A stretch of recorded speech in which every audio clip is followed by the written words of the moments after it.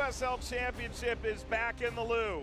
Beautiful day as St. Louis FC and Indy 11 prepared to meet in a major clash in Group E. Today's match is brought to you by the Cheshire Inn at LHM Hotel. Devin Kerr, Mike Watts on hand. Hard to understate the value of a game of this magnitude. They met to begin the restart. They meet again now, Devin. The last one was a real doozy.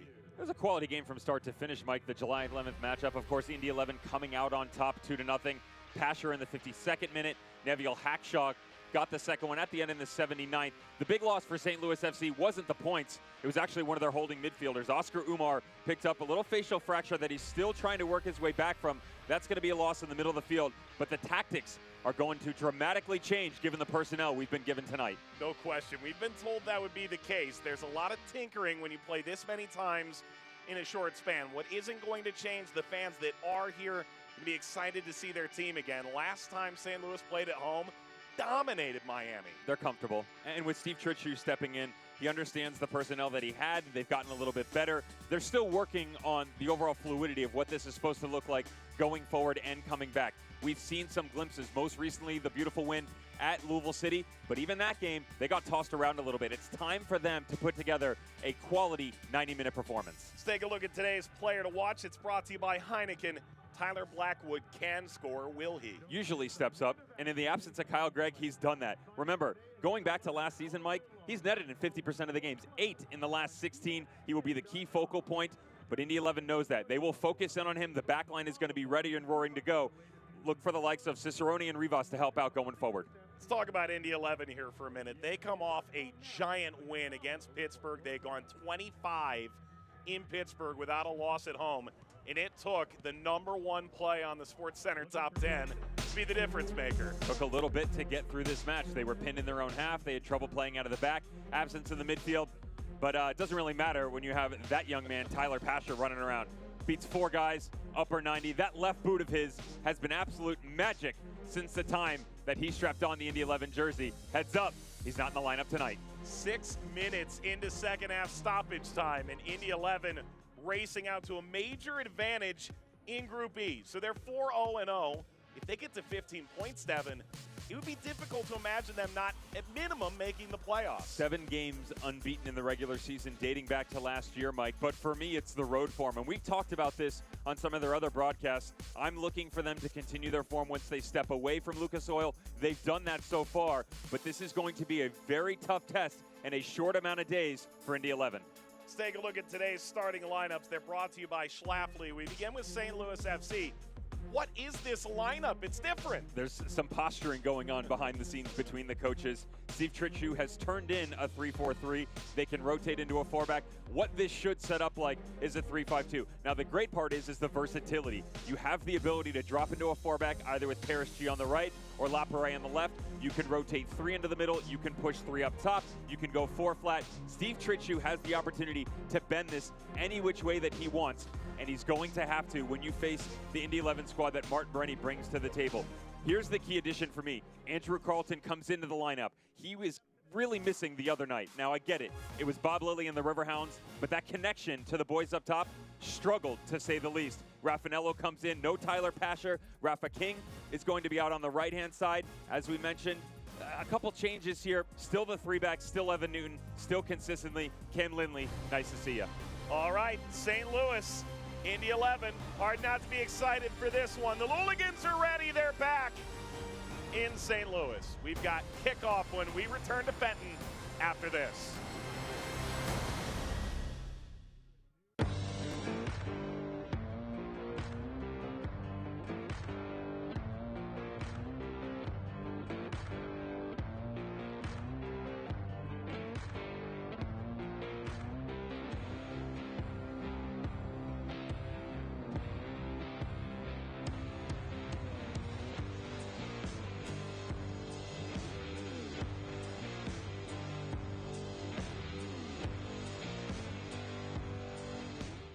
When you need quality electrical work for your home or business, look to theelectricalconnection.org.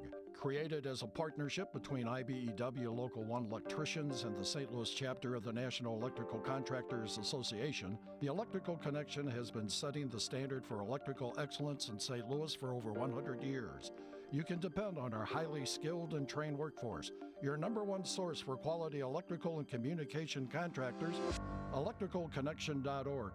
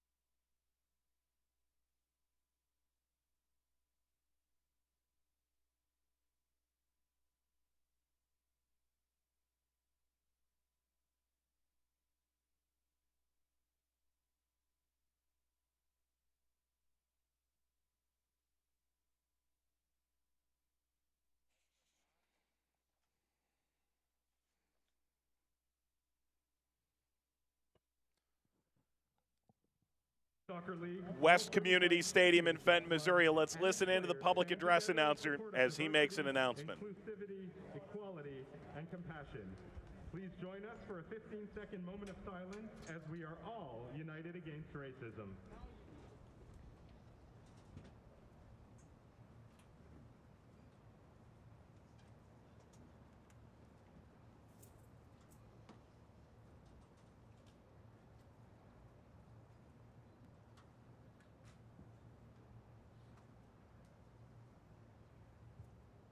Thank you.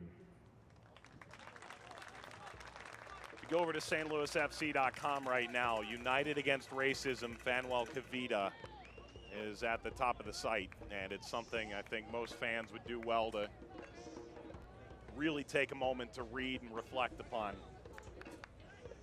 As for the game itself, in Group E, game of huge magnitude. Will Indy 11 come back to earth? Can St. Louis defend a home field? Can Indy continue their perfect start? Questions to be answered over the next 90 minutes in Missouri underway. Dev, it's interesting. We saw this game to kick off the restart, and here we are again. I think this is a pretty enticing matchup, not only twice in this 2+ week span, but to get it twice more in the remaining weeks of the year.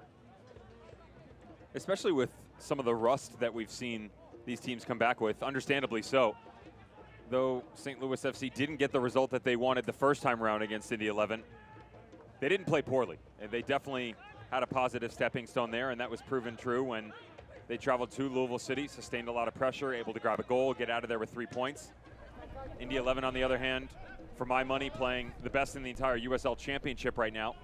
I'm sure some other teams and coaches would have something to say about that, but they've definitely been up to par and even better for most of their opponents. I actually look further than that for St. Louis, Mike, and the way that this pans out for them. Yeah, it's a game of massive magnitude this early on in the run, but for me it's, okay, can you get a result, be it a point or 3? When you turn the corner for St. Louis FC right now, they've got a real opportunity after this match to pick up some easy points. Back by Kavita and away by Kyle Morton.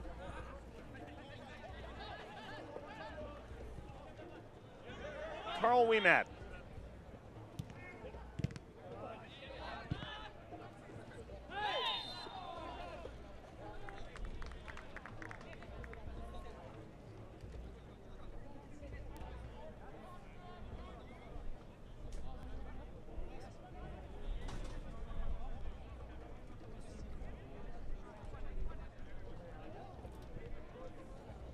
throw to come once they find a ball. Yeah, right there, 22. Rather a free kick.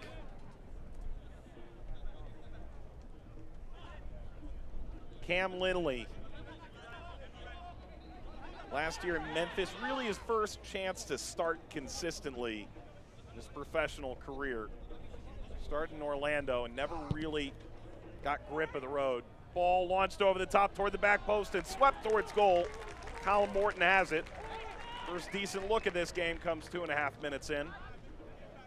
We've addressed that in situations past for Cam Lindley, but look at this ball.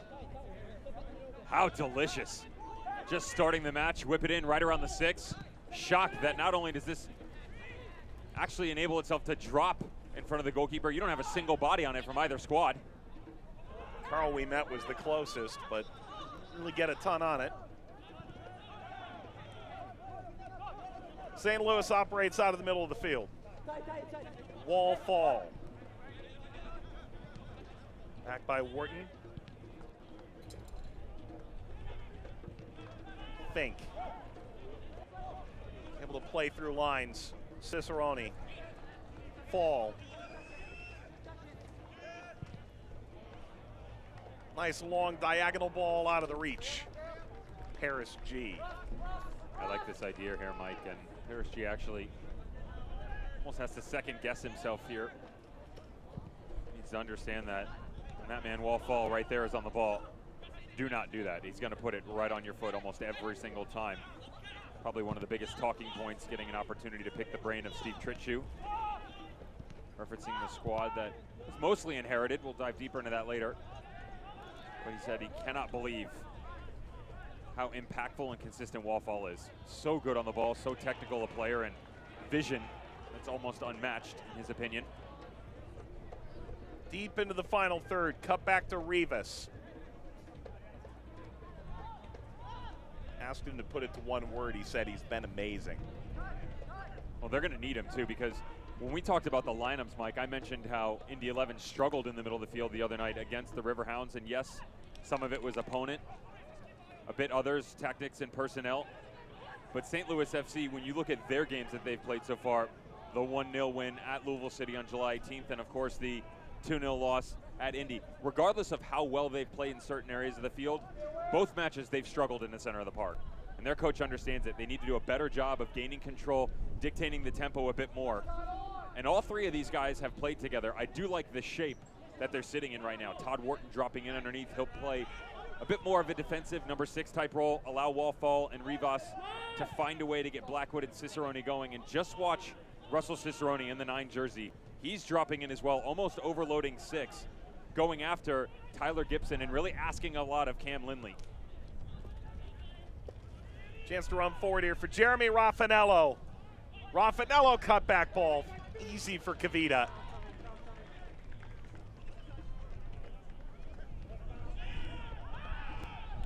Fall in danger, gave it away. Gibson slips ahead. Nick Moon onto the near post. Comfortable for Kyle Morton. St. Louis FC fans, your health. Boy, Moon has been a revelation. Such a joy to watch. Not exactly sure. Most fans knew what they were getting prior to the signing of Nick Moon coming in. Great addition next to Tyler Pasher, but even if Pasher wasn't there, just an excellent addition for the system in general that Martin Rennie puts into place for this squad. You're going to get a good look at that today as, of course, Tyler Pasher, not in the 11, is in the 18 on the bench, but he's put in some pretty extraordinary shifts recently, so a rest well deserved, at least for the time being. We showed that goal before the game by Tyler Pasher, and Martin Rennie, in describing it, just goes, I'm still smiling thinking about that goal. It's the kind of goal that you remember in 30 years. There is a 7.5-hour bus ride after that. Without that goal, it's a very different mood. He called it a team-building experience almost. I think the mood in general, Mike, I would go team building on the goal. Everybody's glorifying Tyler Pasher, and I'm not disagreeing that by any means. But if you actually watch and go back to the build-up, starts from the back line, quality play in the middle, ball up over the top, you get Cam Lindley, Tyler Gibson involved. You're playing off of Jeremy Raffanello. Yes, it is a bit of an errant touch, but he's still in the right place at the right time. And even after he allows Tyler Pasher to take over possession, He then pulls a couple runners away. I mean, you're looking at 6 to 7 players from Indy 11 that had an immediate impact on the buildup, and all the glory goes to Tyler Pasher. So just remember that when you're watching this team work through the ranks and start to build from the back forward. Adewale to the feet of Morton.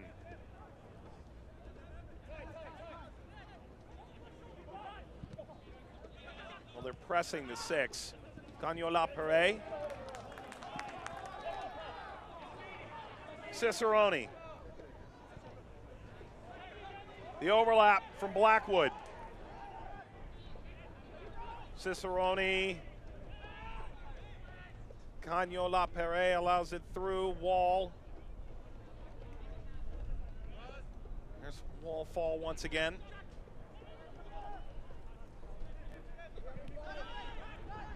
Wharton. Chipped ahead. Gagnon-Lapierre. Cicerone.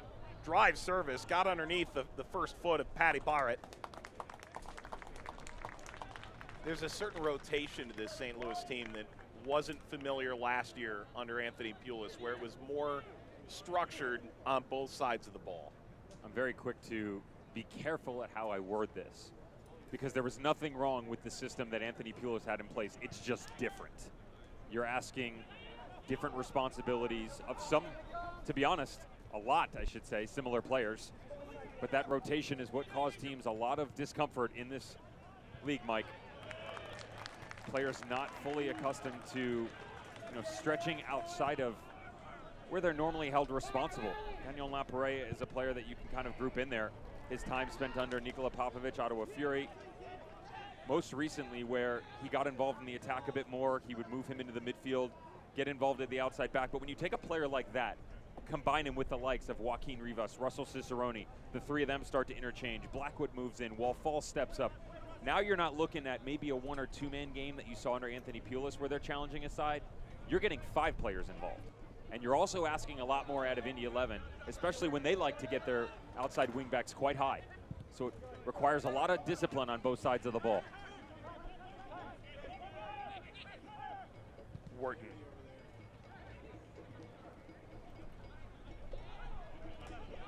Lost by Rivas, Gibson. Moon downhill, can run like a freight train, being tugged from behind, leaves it on for Carlton. Shot deflected, and Gagnon-Lapierre sweeps it up.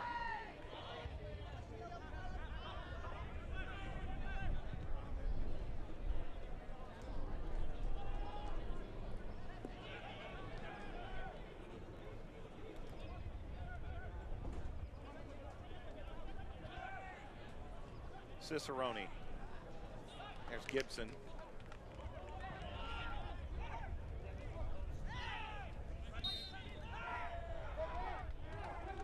Slide, Wall checks on Gibson. Told Tyler Gibson runs in the realm of 13, 14 kilometers a game. He and Wall couldn't be more opposite, and then for Gibson, you see every step, every time he pounds pavement, and Wall much more smooth and almost looks effortless how he glides from one side of the field to the other. One step for Wall is half a kilometer. I know the feeling, trust me. Coaches think you're not working hard enough. You're going, Coach, work smarter, not harder. Check my sensor on the bib. I promise I was running. Carlton. Oh, this is a really clever idea. Nothing there for Indy. Tyler Gibson is one of the players in the system, Mike, that outside of the Indy 11 faithful probably doesn't get enough recognition. His ability to really maintain possession for this squad as he dances on the ball right now. High passing accuracy, just kind of motions things side to side. He's not going to blow you off the wall with ridiculous, 40, 50-yard balls going all over. He just drifts in and out of these tight little pockets in the middle of the field and allows others, like your Nick Moon, your Andrew Carlton, Tyler Pasher, to have a bit more fun up top. But he is the ever steady bunny. Just watch him. On it right now. Yeah, little touches. He's great. Led the league in passes completed last year. If it weren't for a broken leg, one wonders what would have happened for him in Cincinnati. Carlton, it's handled by Adewale, came in from Pittsburgh. 3 years in Pittsburgh, and Steve Tritchu admitted, I really didn't know him all that well. He was out in the Western Conference, but you talk with Bob Lilly about Toby Adewale, and a guy he was hard-pressed to let go.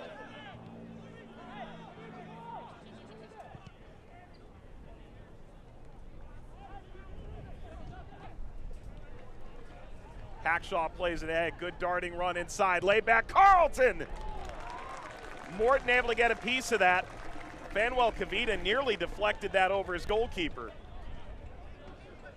This is a difficult one for Andrew Carlton to take. Actually skips up on him right at the tail end of it. Looked like, Mike, he wanted to put his laces on the ball. Lovely run, but watch this skip right there. Just comes up off, smartly puts it on his instep. The problem is it's right at Kyle Morton. Not a load of real estate to choose from. Unfortunately, just couldn't redirect it at the appropriate angle.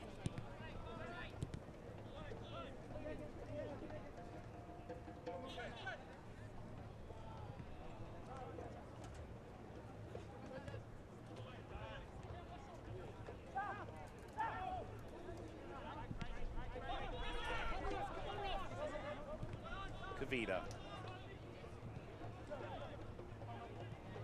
What do you think of the use of Kavita, Fink, and Adewale in a three-back to get all three of them on the field at the same time? That's me in 77 minutes. Well, you and I were asking, you know, Fink was on the bench last game. He's the most capped player on this St. Louis FC team. Is he in the lineup or out moving forward? And sort of we're left hanging and found out with the lineup we got today, hey, we could try three. There's a couple schools of thought. My first one is actually that of concern, where it's how comfortable are they playing in this three that'll transition to a five with Lapore on the left and Paris G on the right, because it is something very different. And most coaches, don't even look at the players, most coaches within the USL Championship will tell you that it's a difficult thing to implement within your squad. What you're seeing out of Indy 11 and their three, that's taken the better portion of 3 seasons to get it right. Understand that when Martin Rennie came in 2018, he had a very small amount of time, didn't really get to select his roster. That changes in 19, which changes into 20. Steve Tritchu, primarily at Colorado Springs, did not play in a three-back type system. So the fact that you don't have a lot of experience there is my first cause for concern. Then you move into the players, getting them comfortable. Lapore has been involved there, Paris G's in a little bit of it. But you do have the talent in terms of understanding spatial awareness. You have high footballing IQs with all the guys that are wearing a jersey tonight for St. Louis FC. Speed is my key question, though. Out of all of that, it's once this game starts to heat up, because Indy goes quick, especially in transition, how rapidly can they get into these movements? You know, if Lapore's playing a high line and this diagonal ball comes up over the corner, can Adewale win a foot race against the like of Macca King? Not exactly sure. That's one that I want to see happen. Look at the other side of it. Connor Antley or Nick Moon getting down into the corner, dragging Paris G along. That's where my concerns lie.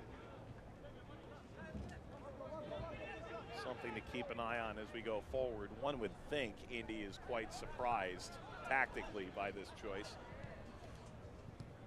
Well, my favorite part is we kind of irked our heads a little bit when Steve Tritchu turned in his 3-4-3. Martin Rennie put in a 4-back, and I said, yeah, okay, I'm sure you guys are playing a 4-4-2. Let's see how that works out. There's Steve Tritchu. You know, I was wondering sort of the genesis of coming back to St. Louis. He's in the St. Louis Soccer Hall of Fame. Martin Rennie on the opposite side. And he said, I really came back to see my mom. I had finished up in Colorado Springs. He was let go. Wolde Harris closed out the year, and then Alan Koch, the former Cincinnati coach, is now the head coach at Colorado Springs. Started talking with some of the folks at St. Louis, Scott Gallagher and St. Louis FC, maybe a role in the academy. That had come to fruition, and right before New Year's Eve, he got the call that Anthony Pulis was considering moving on. The roster had already largely been constructed, but it turns out the good son and the good brother, it turns out, coming back to town is part of the reason why Tritchu was a logical choice to come in now. Attack on here for Indy. Into the final third, and the shot is an easy bouncer for Kyle Morton. They definitely constructed a proper roster here, Mike. Of course, Anthony Pulis getting an opportunity with Inter Miami. an assistant coach with MLS and everything they're doing developmentally over there. But he's got some quality pieces here. And again, it's just when you start to turn the key a bit differently when you get to the focal points, how does that look? And they're still finding their way. Some quality moments so far, but as we mentioned, still looking for that full performance. Dev, you and I talked about it a little bit, but 3 MLS teams in that U.S. Open Cup run to the quarterfinals for St. Louis. Ultimately, that exacts a toll. Playing all those extra games where you're so jazzed up. That great Sam Fink goal is emotionally taxing, even though it's one of the bigger wins in St. Louis FC history. Steve Tritchu himself said, I was watching that Open Cup run from afar personally, and certainly a lot of other people across America were. They didn't know St. Louis yet as a soccer town. They certainly knew it then. But the ultimate crumbling at the back end of last year likely result of that. Good run forward here, and it finds Moon on the cutback. Good run forward by Neville Hackshaw. This will get out. Since 1947, Select has been the leader in soccer ball quality and innovation. Select is the official ball supplier of the USL Championship, many of the elite leagues throughout Europe. For the latest Select products and special offers, visit selectsportamerica.com. An instance last night in Louisville. We had a flat ball. That wasn't the first time we'd had that. Oh boy, Deflategate's back, huh? Uh-huh. The 2018 final? That chilly night against Phoenix. Oof. Took about a minute and a half for everyone to realize something is wrong. Yeah. That's what happens when you let me in the tunnel before the match. Start playing key boy off the wall by myself, and a little bit of the air comes out. I know your wife is a big Patriots fan. I didn't know she had transferred the deflating. Divided household. It sure is. Carlton. The ball ahead. Moon trying to force his way through. And in the end, Fanuel Kavita knocks it back, and Morton starts it again.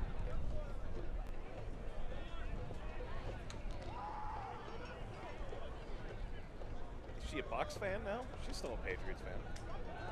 That's fan. Yeah. That's never going to change.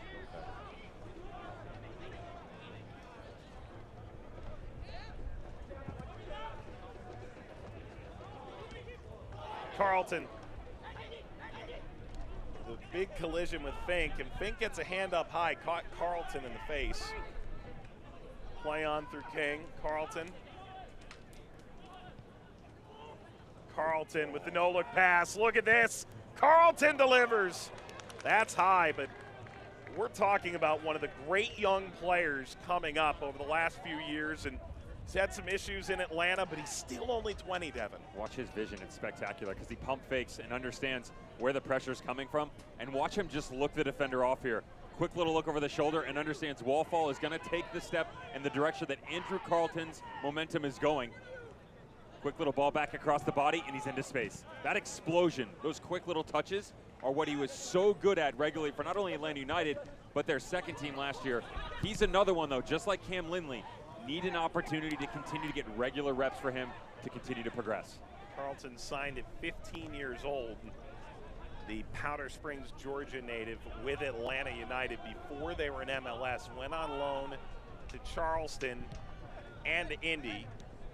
With Indy now after an 11-game run in MLS. 227 minutes without a goal. I think that's going to be one of the great experiments moving forward is Carlton never had a chance to get the consistent minutes necessary in the right environment, perhaps. Get where he wanted to go and gain that maturity that comes with being in professional situations consistently. He's also then being thrust into an unnecessary spotlight, and what do I mean by that? He goes double-digit appearances or lack thereof for Atlanta United, so you get a stretch of about 14 games where not only does he not appear, he doesn't even make the bench. Then all of a sudden he's on the bench for the Open Cup final. The next thing you know, he's playing in the second half. That's a lot to ask of a young man his age who hasn't really gotten a taste of that level. And all of a sudden you push him in, and at the end of the day, this is a business. You are a professional and you are asked to perform. When you can't do it, they start to look elsewhere. And I mean, look at how Atlanta United's been struggling recently, but that's another good look for Andrew Carlton. He comes in, Martin Rennie, a system that is similar to Atlanta United's. You start to cultivate that a bit more. He gets that confidence, and the next thing you know, you're right back where you want to be. Who knows how things are going to change in Atlanta now that Frank DeBoer has left the side.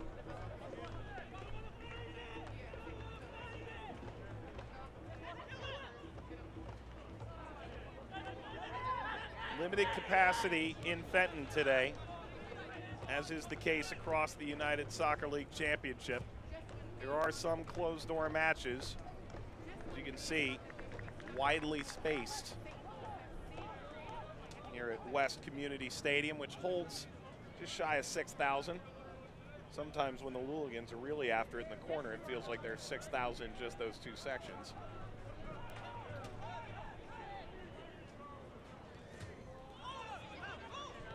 About 1,000 in the building all told today.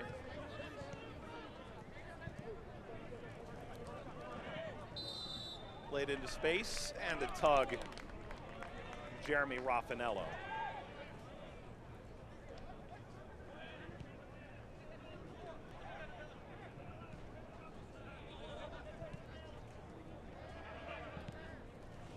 Ball laced right through. It's Blackwood!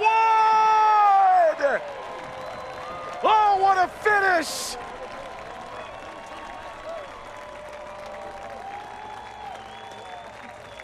The run, the finesse. Off the post and in, St. Louis leads. A St. Louis FC goal delivered by Domino's. The big talking point around the USL Championship coming in, Mike, was Tyler Pasher in his spectacular finish. Not enough credit coming the way of this man. And look at the distribution coming out of the back. Nice little build-up. There's the two. Todd Wharton just drifts over. Wallfall comes deep as well. They've struggled to find that attacking midfielder role so far. Wallfall says, that's fine. I'm just going to go get it myself. Finds the space up top. Blackwood comes back over on that left foot. And once again, finds the back of the net. Brought into Sacramento by Paul Buckle. His QPR contacts, because that's really where he came from, said, hey, he's a number 9, a flat-out striker.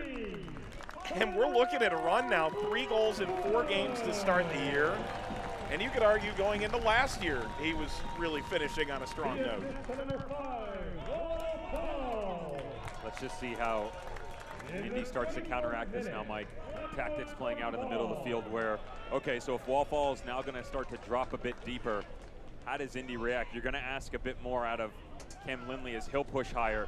Even though Gibson's right there next to him, most assuredly it would be Cam Lindley to follow. But watch Cicerone, number 9, right there. He's having a tendency right now. We saw it a little bit in the opening 10-15 minutes, but he's starting to drop even more into the midfield now. Overloading a little bit with Andrew Carlton playing a high line. It's a lot of work out of Lindley and Gibson defensively. The run there from Macaulay King never came.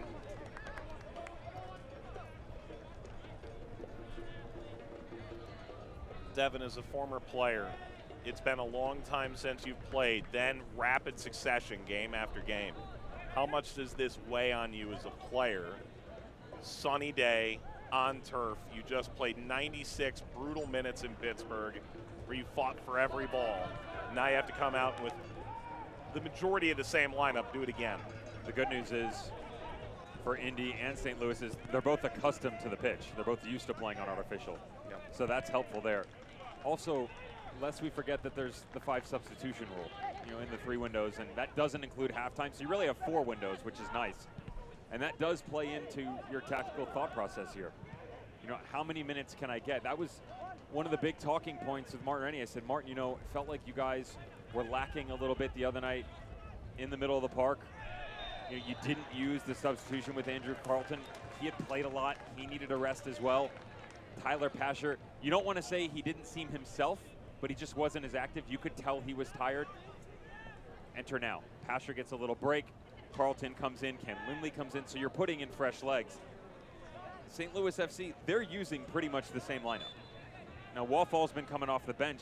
He goes into the midfield. Sam Fink as well. But otherwise, everybody else has played, and this will start to take its toll. The difference is St. Louis has had a lot more time off. Indy's looking at a 4-day turnaround. St. Louis is on a week.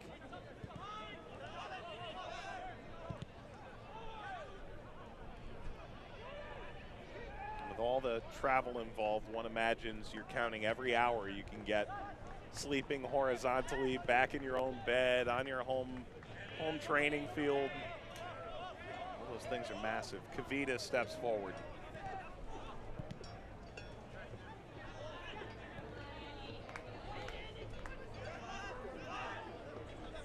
Wall fall. Gagnola Perret. Cicerone. The combination play is on, flicked over the top toward Blackwood. And this out for a corner. Did last night's cleaning crew drop the ball? Call the pros at Janny King for a free cleaning quote. Get the winning service you deserve.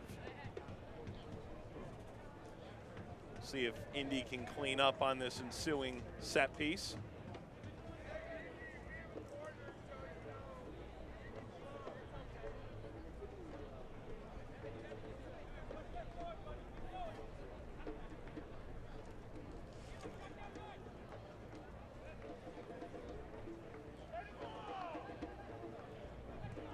Wharton played to the near post.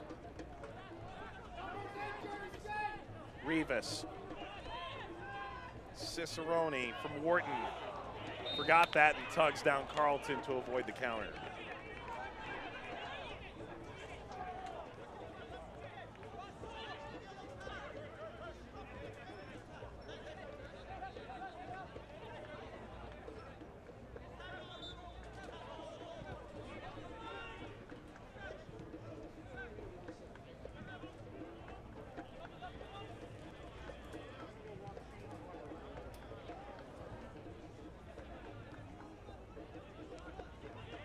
The 30th minute.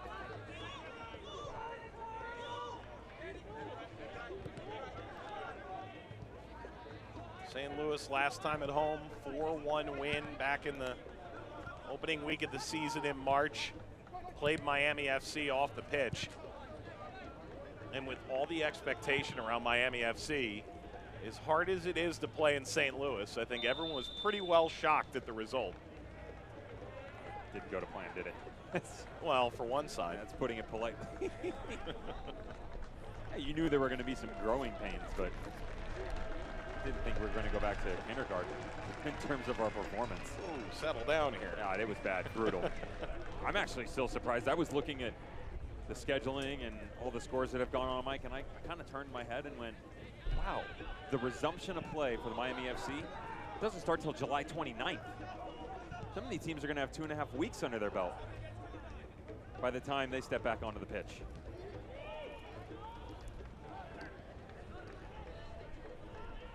Devin, I've got a nice stat for you. The last time Indy 11 trailed was the 69th minute of their opening game against Memphis 901 FC back in March. 2-0 over St. Louis, 2-1 against SKC2, but led before they didn't. And led again, and then the late goal from Pasher against Pittsburgh. We're into the hydration break here in Fenton.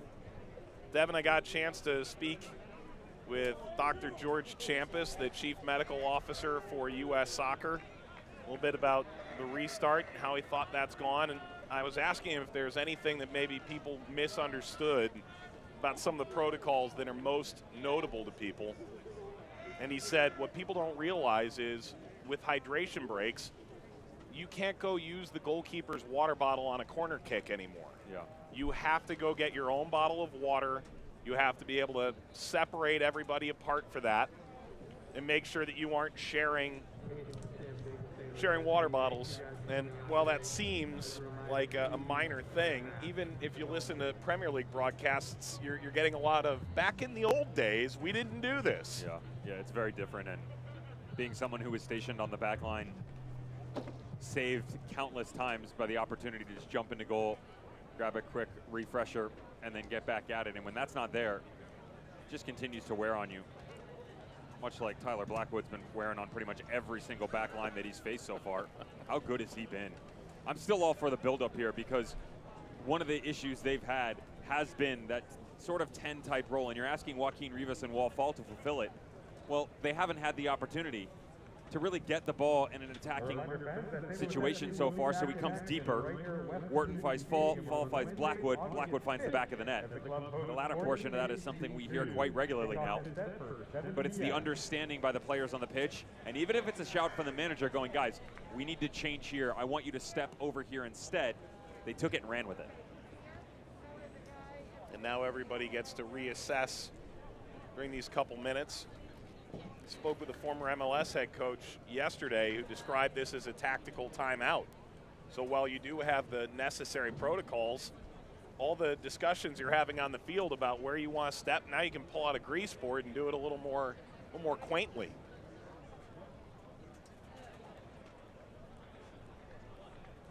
If I'm Martin Rennie, I'm asking a bit more right now out of my outside midfielders in Connor Antley and Macca King.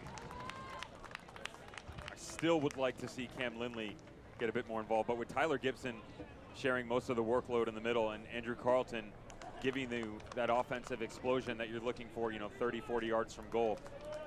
What if Nick Moon and Raffanella start to show a bit more, drop down in, move things wide? You still need someone to play off of you, and that could be Antley and King going into space, and it can also be teaming up. Regardless, those two guys on the outside got to find a way to push St. Louis's buttons a bit more regularly.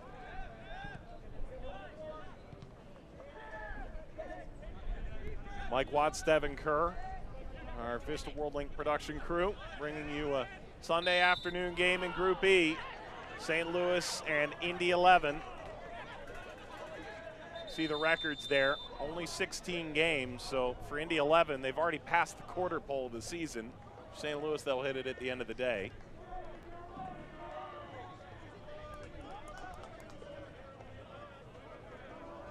There's good Red Bull 2 game going on concurrently on ESPN+. This game, of course, airing on ESPN Deportes nationally with Jesus Acosta, Jose Rodriguez on the call. Red Bull 2 back on track. They're actually 1-1 right now, 35th minute.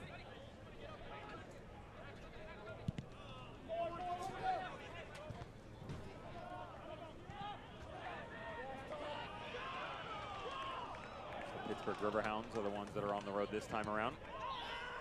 Skylar Thomas, defender. Goal? Goal, assist from Kenardo Forbes. Oh, sounds like a Marceau, corner to me. Clark. They actually just equalized 34th from New York Red Bull 2.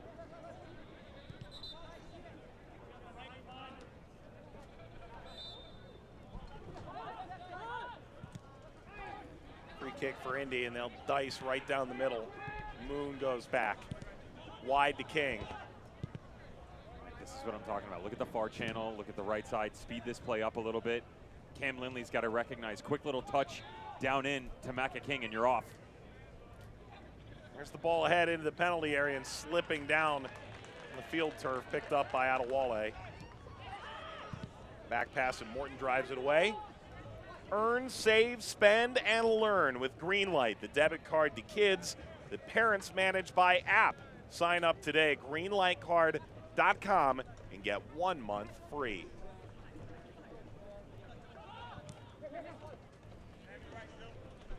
Get an allowance back in the day? Gonna work for it. A little stuff. Yeah. Cut the grass, take out the garbage, go run 10 miles.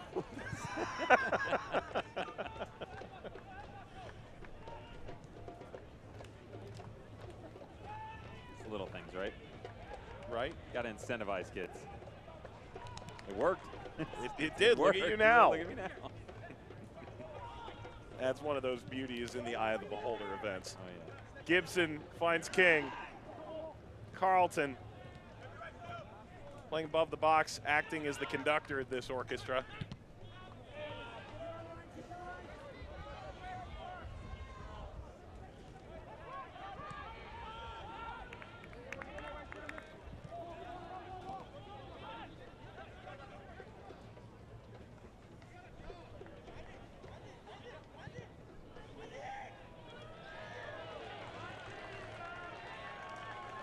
Frustration by Andrew Carlton. Can't necessarily say I blame him, but that is what we're talking about. He was asking Connor Antley just to tuck in behind Parrish in that outside wingback position. Space was open, but it's also youthful exuberance by Andrew Carlton that maybe need to keep it under wraps. They had possession, pinned in 35 yards, St. Louis FC was, and when you've got an opportunity like that, just step on it, keep your nerves at bay, push it back outside and start over. Cicerone, that's up high. And Connor Antley, the foul. Antley, the reigning USL League One Defender of the Year. The first League One player to earn a transfer fee en route to the championship. This is actually a really good step by Connor Antley. Just watch the elbow, though. When he throws the elbow up high and then follows through, grabs him in the chest, comes up to his chin. The positioning on the body is perfect. Just can't extend like that.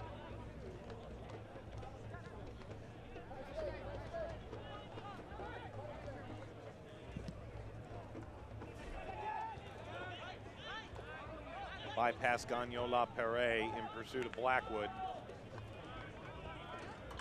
Don't miss a minute of action in 2020. Sign up today. Get alerts all year long by following your club on ESPN.com. Search for your team. Then click the follow button to keep up with the latest news and scores. Plus get reminders on your team's next match. Go to ESPN.com now. Click follow for your club.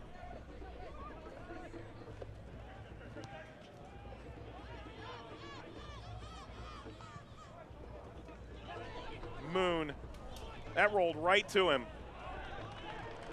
That's a clean challenge by Todd Wharton. Anything less would have been some danger.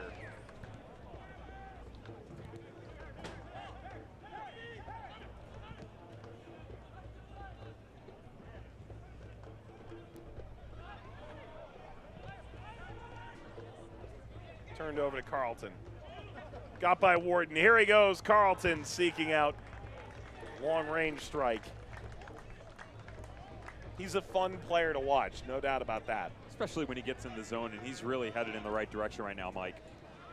Starting to feel himself. We talked about some of the frustration, and I don't mind him having to go from distance, especially with Raffanello and Nick Moon. They were actually occupying two players on the back line of St. Louis FC. I really like what he's been able to bring to this Indy 11 squad. On loan from Atlanta United, and just watched him drift out of the pocket in the middle of the field. He's so comfortable to come to the near and far touchline as well. He's not one of those attackers that's going to sit in the middle and just ask for distribution. He'll go get it. Now, he's got to play a higher line than some of the other guys that will fulfill similar roles in this league, a la Canardo Forbes. Canardo Forbes is a guy like that who wants to play high. He'll go side to side, but he'll come real deep as well. If you keep your eye on Andrew Carlton, he doesn't usually venture past the midway point. And that's not a bad thing, especially for this Indy 11 squad. When you get guys like Nick Moon and Tyler Pasher who play so high, you want a player like that who can be the facilitator for you in the final third. Wall Fall, who picked out the perfect ball earlier for the go-ahead goal. To that man, Blackwood. Little shimmy to him. Cicerone. Shoved off the ball by King, and there's the whistle.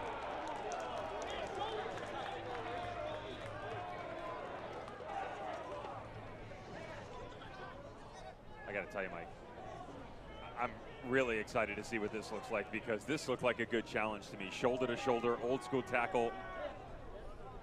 That's how Patty Barrett feels. As this comes back over, watch him read the play. Okay, sees the space. I'm just going to usher it over the end line. Watch the shoulder, and it comes in behind. This is the main issue. Watch the lower hip. That's where he gets him. That bottom right side of Cicerone.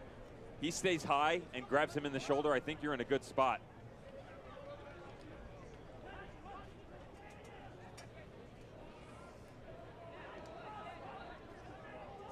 Devin? A fun angle. It's a tight one here for Rivas. This is where you look for quick little ball, find some sort of screen, see if you can bring something. Watch the orange boots of Sam Fink. Something drifting near post. Keem Rivas goes back post. That's out of Wale into the back of Hackshaw. It's always been an issue for me when you're that close in proximity to the goal, Mike, getting it up and down that quickly. To put enough pace on the ball to be redirected by one of your big, tall center back or attackers is very difficult to do. And how about this ball? Really well done coming out of the back by Indy 11.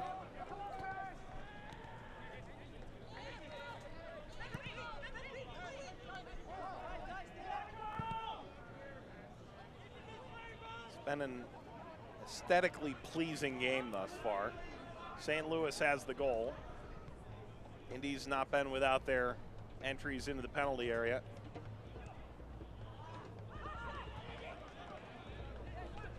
There's Rivas turning away from Carlton. Joaquin Rivas can get back to where he was with Tulsa a couple of years ago. Watch out. Carlton. Advantage played. Carlton rolls this wide.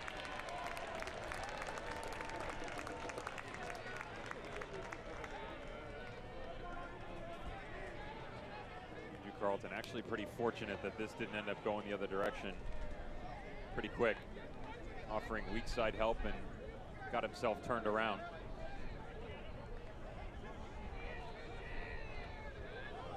Rivas is one of those special playmakers, right, Mike? But after his knee surgery that ended early in 2019, that was one of the key additions coming into the season that you went, wow, this could really help them make a jump to the next level.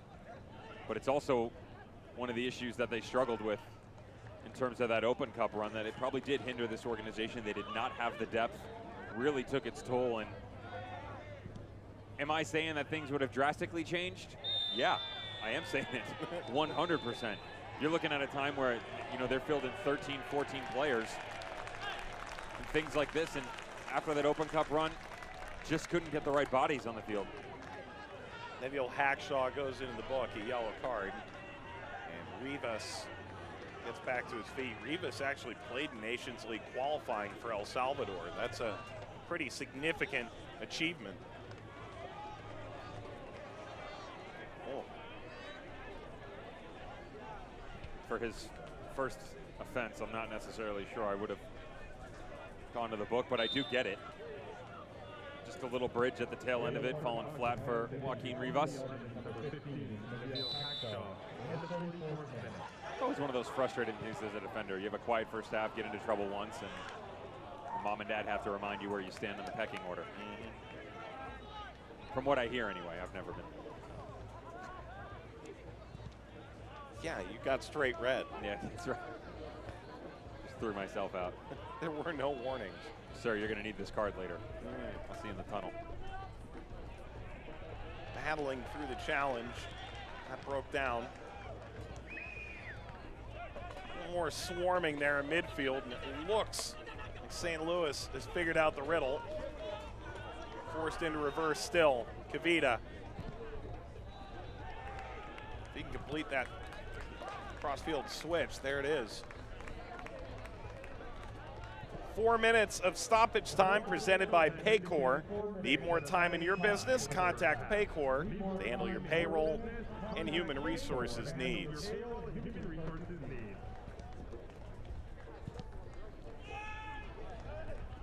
Ball pinged forward.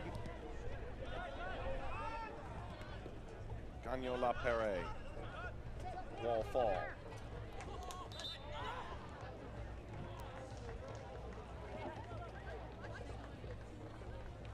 I think we may have, certainly St. Louis fans knew him from 2017.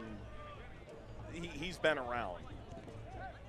But I think in Rochester and Ottawa, we didn't totally appreciate Wallfall. I think maybe people who watched those teams consistently as we did certainly knew. It's very possible the league at large is unaware of just how good he was. Carlton able to keep it through Adewale. Carlton delivers right at Morton.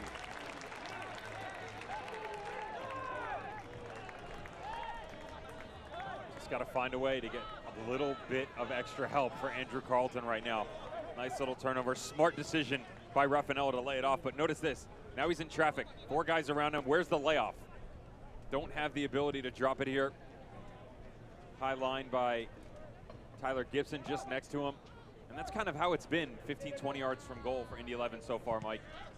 All of their opportunities, though isolated, it's more so isolation for the individual player.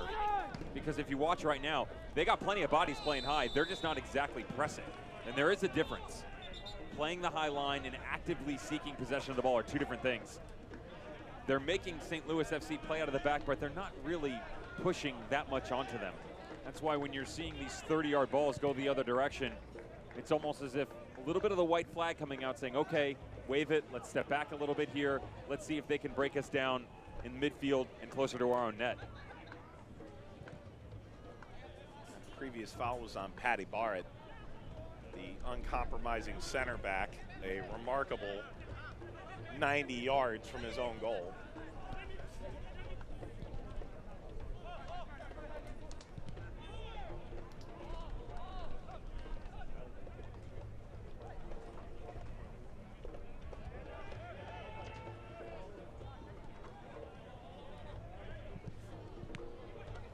Fall. Coming up at halftime, we'll take a look at some news and notes from around the league. Take a look back at the opening goal of this affair. Why not? We'll show you the best of last week. Not the best of Wednesday, I don't think. I think that'll be in next week's pack. We'll see. It's tough to keep track. You throw me on the editing room floor, and maybe I can cut it in for you. Okay. See what we can do.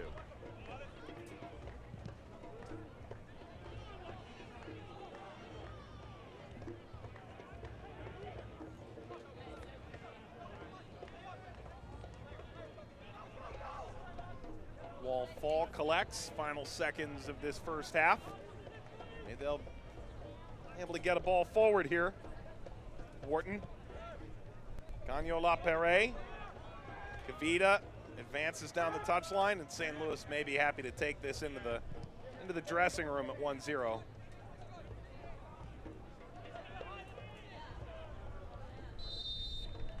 There's the halftime whistle. Great goal combination between Wallfall, Tyler Blackwood, and St. Louis FC leads at halftime. One of the better starts that we've seen out of St. Louis FC. That full package definitely on display, Mike, but they've got 45 minutes to finish it off. And as easy as it is to pick apart some of the things that went on for Indy 11, I promise you this, it's also calculated. With all of these games in such a small window, for these guys in blue, they are going to have to understand exactly what it takes in the second half. Martin Rennie will know, and he'll steer them in the right direction come the second 45. And so they're off to the dressing room. Walk through the stands en route. 1-0 St. Louis over Indy. It's all clapping for the home side. Heineken halftime when we return. Reminder to follow St. Louis FC on social media. Stay up to date with everything going on in the club. That's life. And as funny as it may seem, some people get their kicks stomping on your dreams. And if I didn't think it was worth one try, I'd jump right on a big bird, and then I'd fly.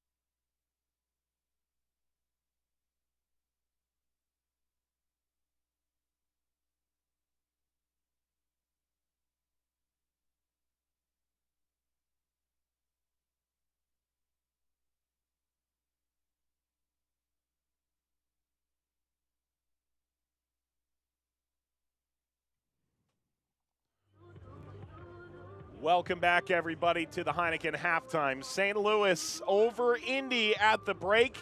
I think we may have had one of the goals of the week in this opening half. That's something we'll find out during the next game. Right now, let's take a look at the best of the week that was.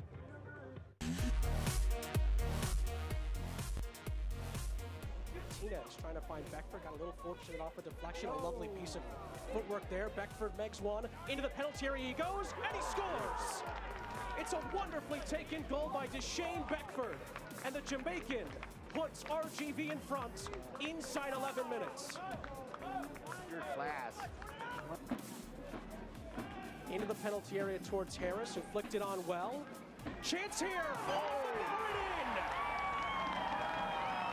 OKC are level, and it's the substitute, Frank Lopez, who levels it up for the Energy with 2 minutes to play. Yeah, Nikhil Daly really should have done better there. He was trying to hold his run. Across to the back post, and there it is, the finish. A fantastic header at the back post. Nico Rittmeyer makes it 2 for Charleston.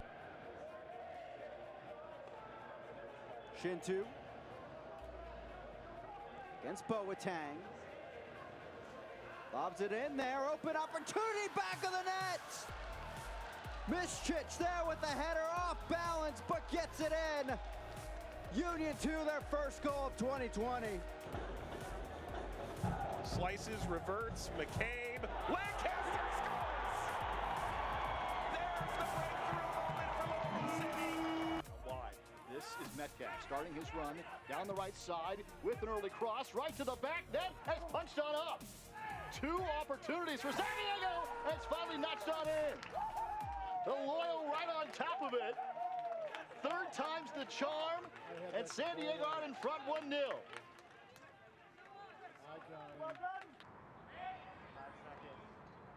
And now Pasher. This has to be it now. Pasher stepping inside. Can he grab the extra points? Pasher! Oh, what a win for Indy in the death!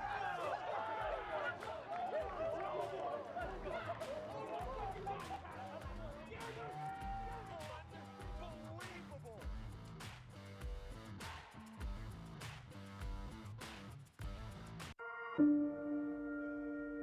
The United Soccer League and its 47th championship in League One clubs stand united in support of diversity, inclusivity, equality, and compassion. Together, we can make a difference. Together, we can create change. Together, we are united against racism.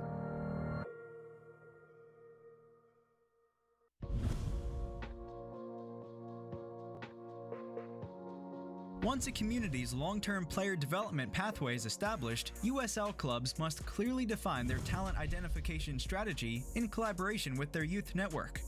Establishing this strategy provides local clubs and coaches the opportunity to recommend top young prospects towards the USL Academy level and eventually their local USL senior team.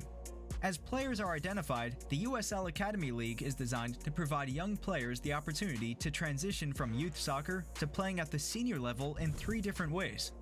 Players most ready to make the jump to the USL Championship, League 1 and League 2 can begin their integration into a senior team by taking a part-time senior status, allowing them to train and even play at the senior level while still getting additional training and games within the USL Academy League. Top young players projected to be ready for their first integration into senior team soccer within 1 to 2 years will be encouraged to register as the full-time academy status.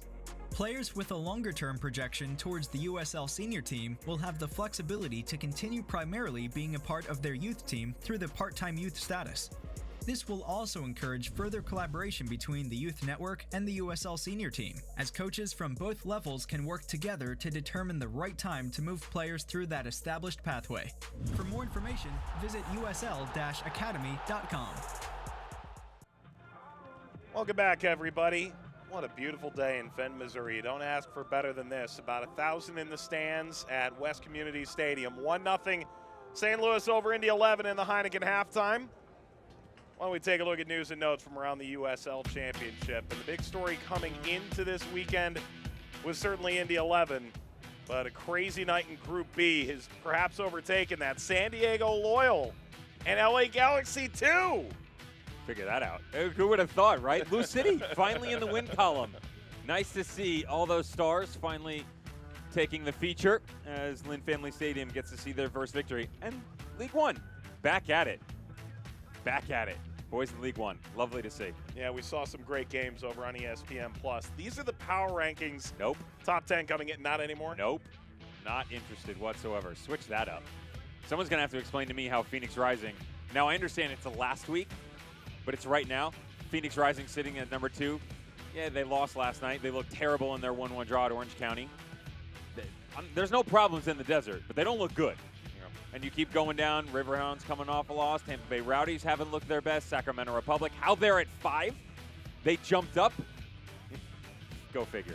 Let's take a look at the upcoming schedule around the USL Championship and our midweek games. Indy will take on Hartford Athletic as it continues to come hot and heavy for them. I'll take that. Battery at the Rowdies on Friday at 6:30. How about Miami FC Atlanta United 2? Atlanta United 2 has been turning some heads. They have not been an easy opponent since the restart. But do they still have their coach? We will see. Yeah.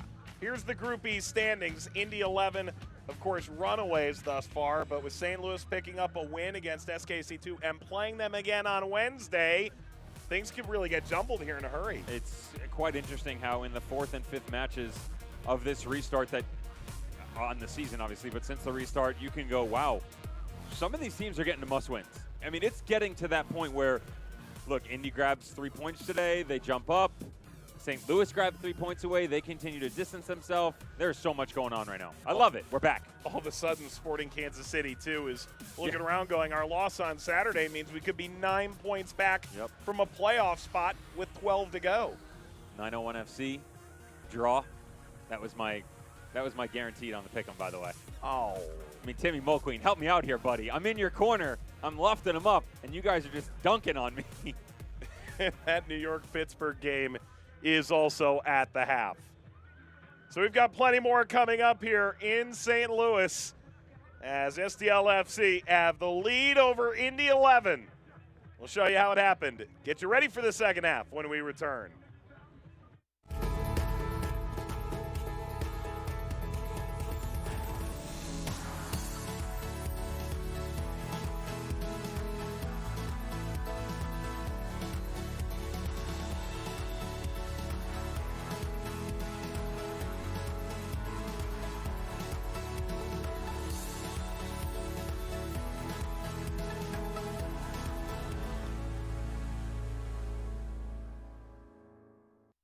Do you think he's ready for a debit card?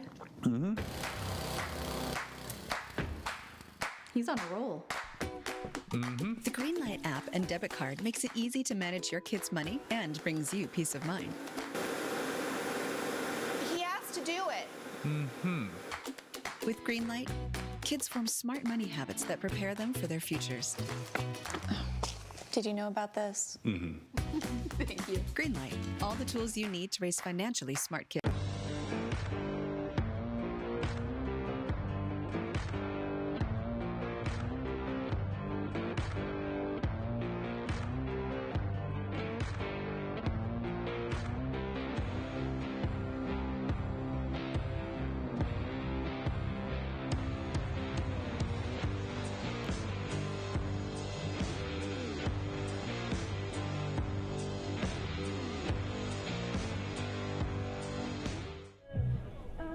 Welcome back, everybody. Mike Watts, Devin Kerr, as the USL Championship rolls on. St. Louis and Indy 11, a sparse crowd, but one socially distanced and masked up. Let's take a look at first half highlights.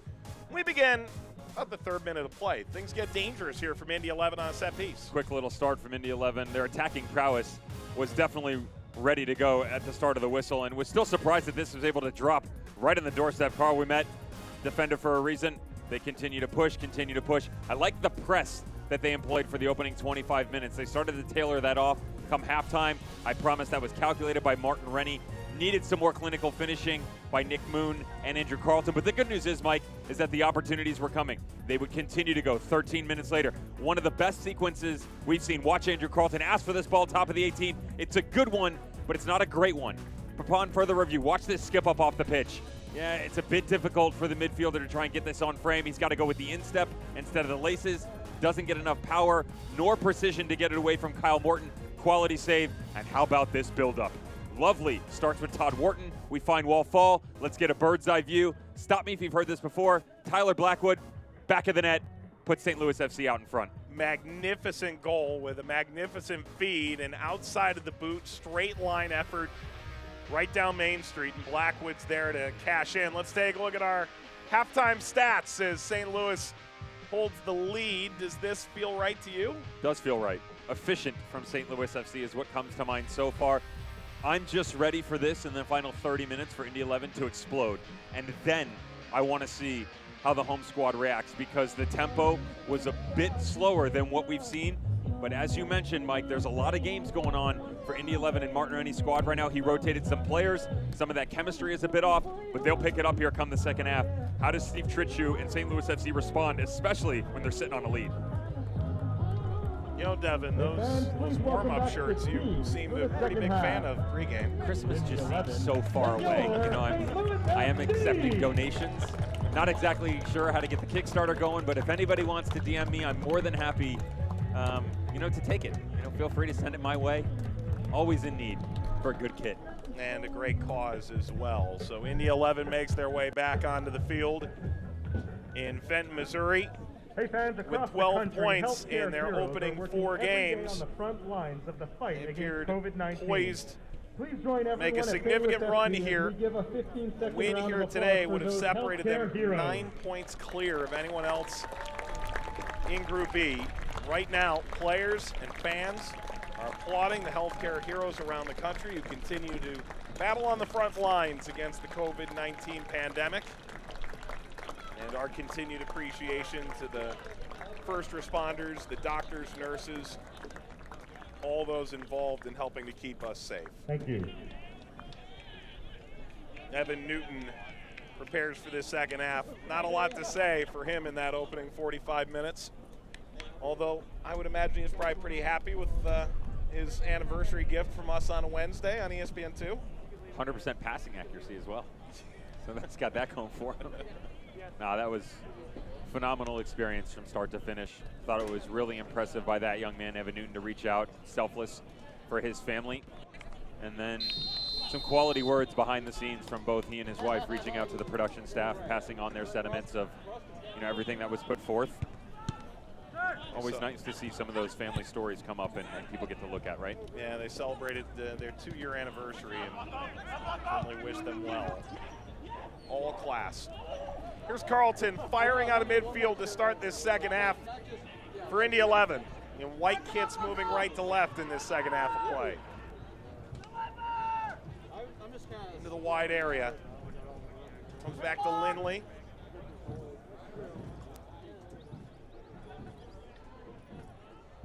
Lindley delivers across. Gagnola Perret is there.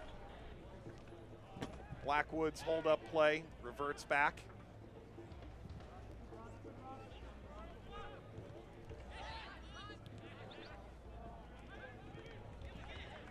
Hackshaw all the way back to Evan Newton. His 49th shutout in the USL Championship on Wednesday night. A win over Pittsburgh, goal to 0. Will not get his 50th here today. Instead looks ahead to their game on Wednesday against Hartford. Bouncing ball not cleared all that far. Carlton bouncing at the top of the 18.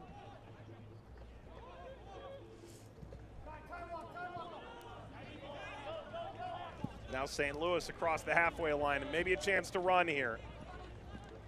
Blackwood leading for Rivas.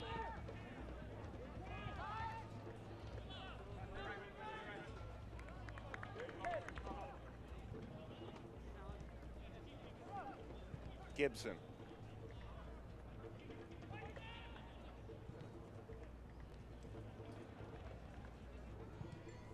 There's a real good look at how everybody's lining up right now, Mike.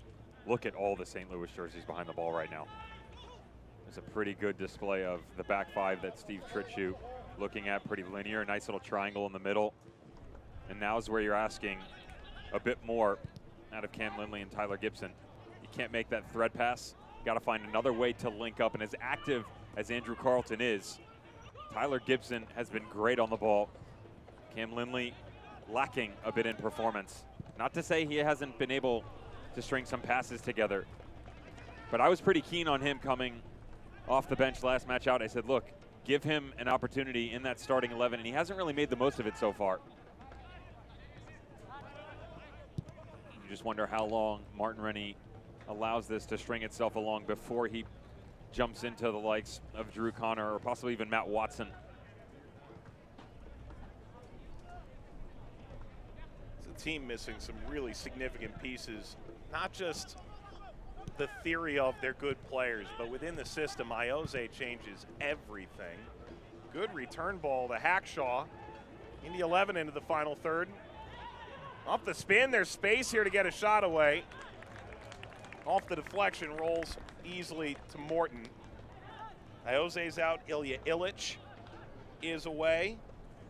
And then the injury to Carl Howarth last time out. A guy like Raffanello gets a chance where coming into the restart, as well as they thought he had trained, there was no room in the 18 for him. How interesting with about 10 minutes to go, and you and I were discussing where Indy could be better on the pitch, and the two areas that were the most influential for this team overall so far this season, outside of Tyler Pasher, were the wing play. You're looking at basically the backup. So with all due respect to Connor Antley and Macca King, who are filling the roles decently so far this afternoon, it's still not what you're going to get out of Iose and Carl Howarth, but that's also the depth that Martin Rennie is trying to put into this squad. You get a chance, you got to step up to the plate. There are no excuses. Iose had the 5th most chances created in the league last year, and Howarth scored 10 goals. Moon goes back, ball launched across, seeking out Gibson.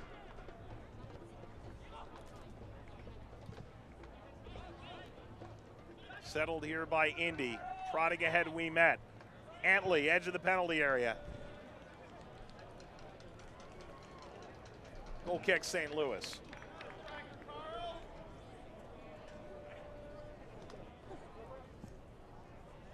Martin Rennie, 2nd season at the helm, 44 years old.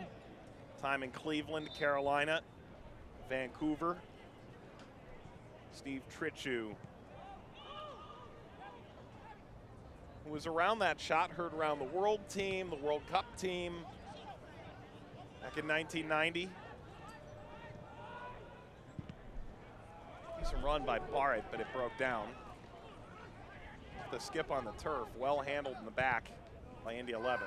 2 quick steps in successive possessions by Patty Barrett and Carl Ouimet coming out of the back, Mike, trying to ask a bit more out of this St. Louis FC midfield. If you're not going to get it from Tyler Gibson or Cameron Lindley, why not allow one of the guys to step in? Just have to watch the coverage when it does break down. Fortunately enough, that time when Patty Barrett can't break through, Neville Hackshaw more than capable of stepping back in. Hackshaw playing on a yellow card. Bit unlucky to have it, I think we can both agree. Yeah. Told fantastic in the dressing room, excellent athlete. And that rare left-footed center back that is the most mysterious and enigmatic product in almost all of world football.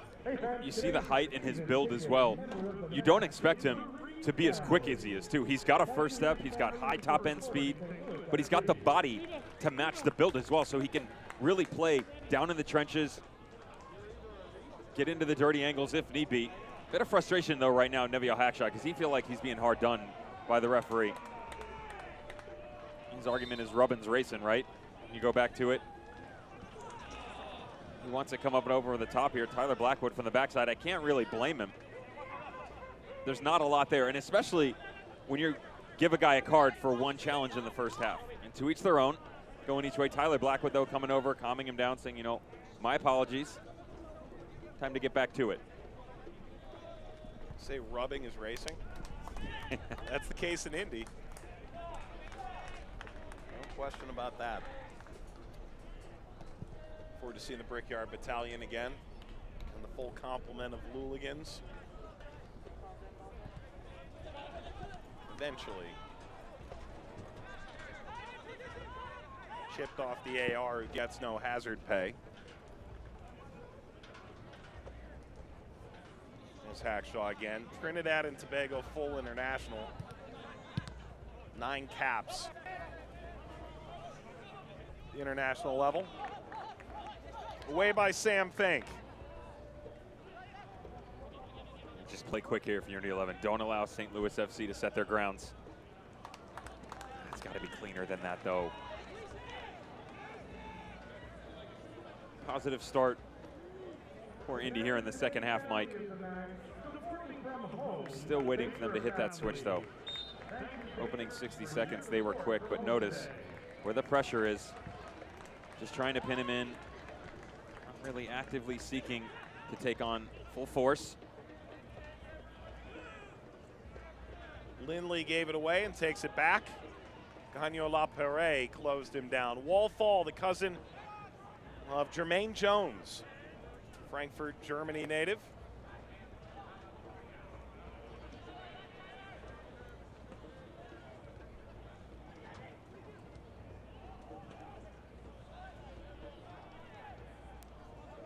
That'd be a fun training session with those two.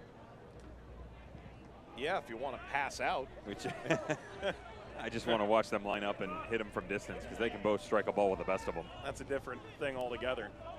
I'm not running. No. You're not. Cicerone. Got it back from Blackwood. Settles, closed down by a couple players. Tried to swing it in between two. Wallfall. Caught by Newton.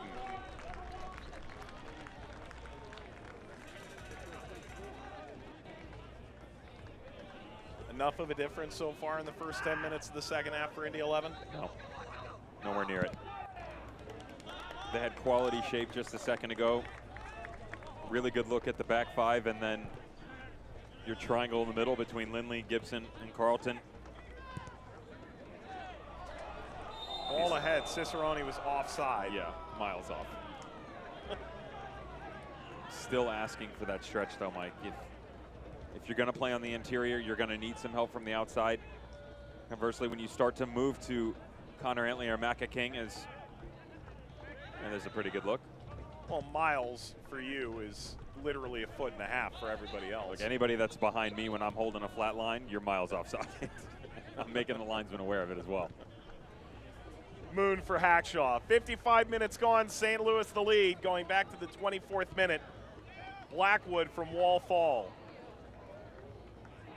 Well left off there by Antley, and Moon goes down. Adewale is looking around and asking what he had done.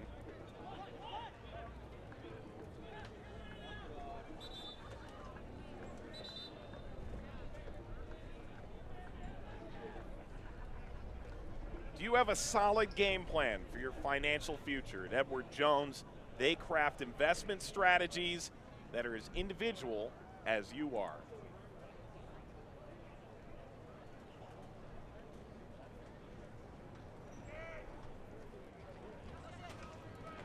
Well, we're over 10 minutes into this second half. There was an injury there. This is not a hydration break, but the entirety of the Indy 11 team is headed over toward the bench.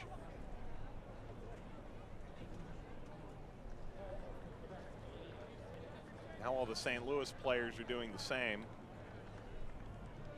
Remember, Nick Moon and Connor Antley squaring up against Jordan Dover at the tail end of their last match at Pittsburgh.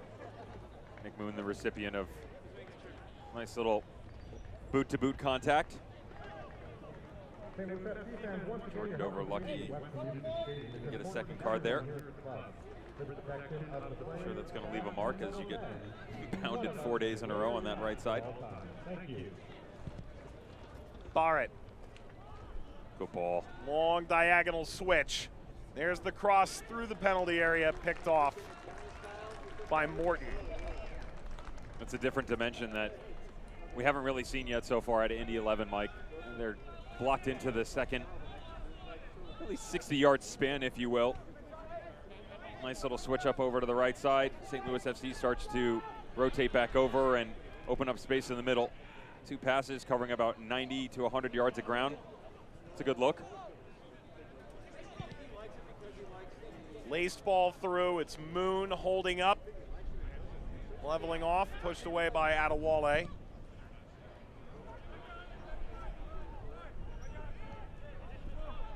Carl Ouimet now.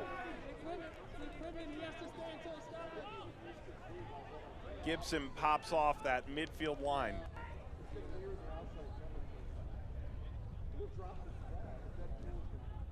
Lindley, and now King goes back. It's Gibson. Indy 11 last year subscribing to the death by 1,000 passes concept. Largely did it to great effect. Third in the East. Only 9 defeats. Ball across here.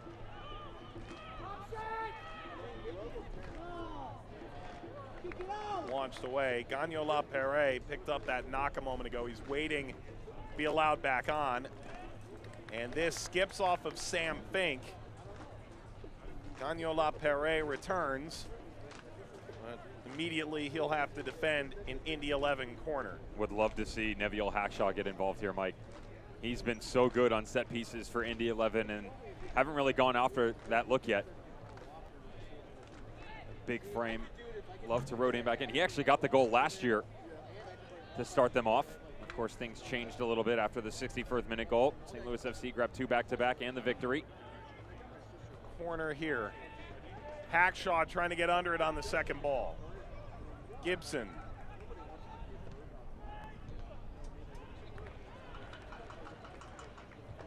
Nodded toward the corner. Gibson. It's all the way down to Patty Barrett. Shoves off of Gagnon LaPerre, who's looking for a foul, and now Barrett delivers.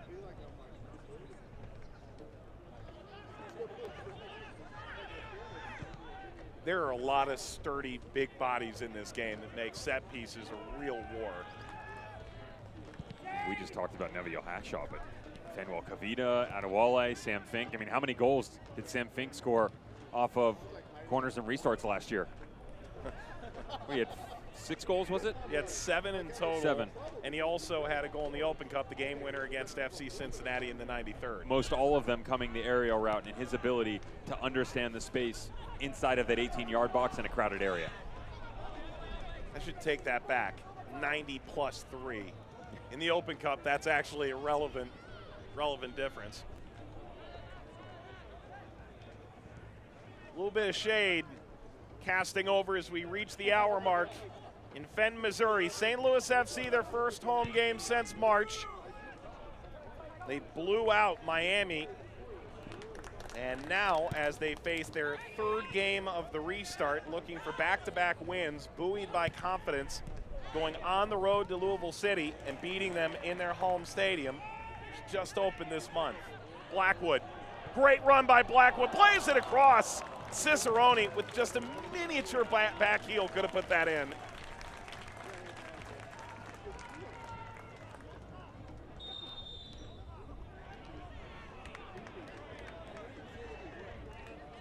Cicerone 5 goals last year for St. Louis FC, and that would have been one of the better goals he scored just purely on aesthetic.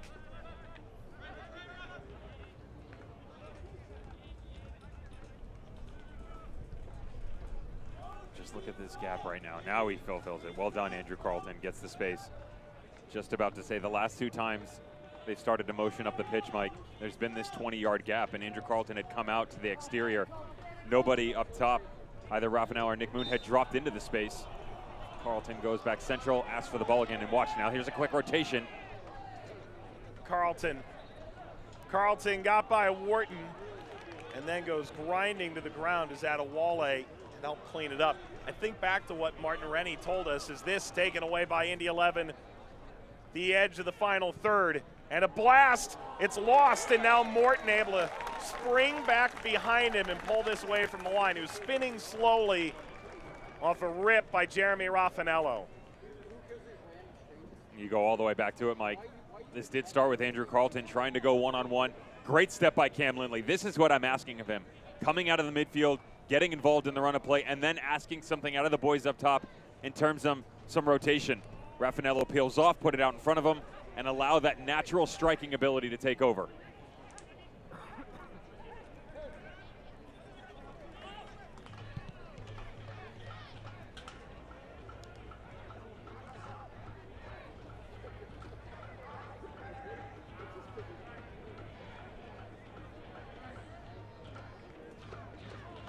Indy 11 will work this out of the back.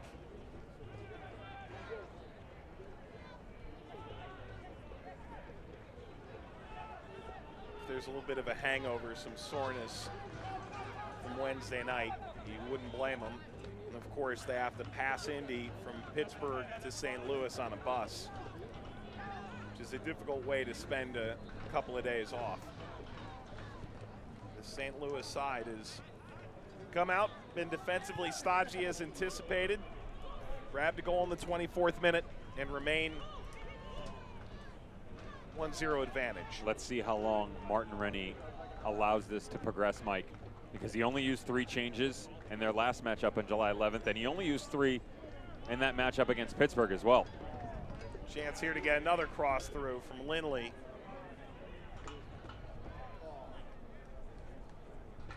He's approaching that 65th minute mark. That's pretty favorable him normally. And you look down your bench, of course, Tyler Pasher trying to give him the night off. But of course, the ever steady up top. Kenny Walker can fulfill that role in midfield. Matt Watson, Drew Connor. You've got some options there that can help push this game to another level. Haven't really seen that much out of Jeremy Raffanello up top tonight so far. And knowing what Martin Rennie asks out of his team, can't imagine he'll allow this to progress a lot longer without making a change up there. Headed back pass, and Cicerone was flying by Evan Newton. There to grab it for Indy 11. To think, Mike, you can actually, if you wanted to. Oh, what a ball forward. Carlton! Well, the angle closed on him greatly, and in the end, he sends this flighted all the way past the 18 and out for a goal kick. This plays perfectly into what I was just going to say. You could even pull Raffanello off, bring off Matt Watson, as Matt Watson started last game as one of those 3 up top. And now you have the ability to go tit for tat with both Andrew Carlton and Matt Watson. They can play that double 10 inside, so that when Carlton goes, Watson can stay and vice versa.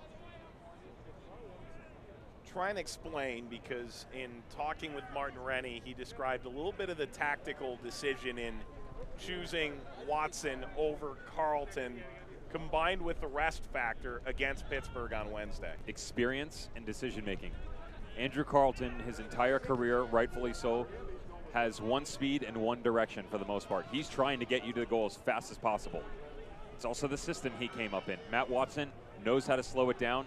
He's a bit more possession oriented, and if he needs to come defensively, he can help you fill that gap as well. So he gives you the best of both worlds. Rivas leading ball. Newton will come out and grab that. Everybody for Indy 11 certainly thought that Rivas had come from an offside position to recover that ball in the first place.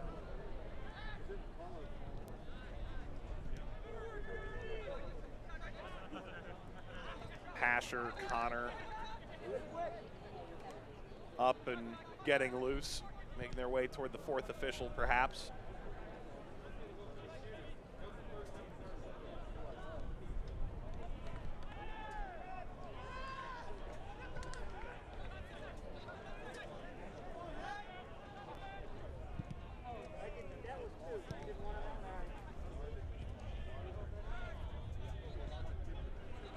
Carlton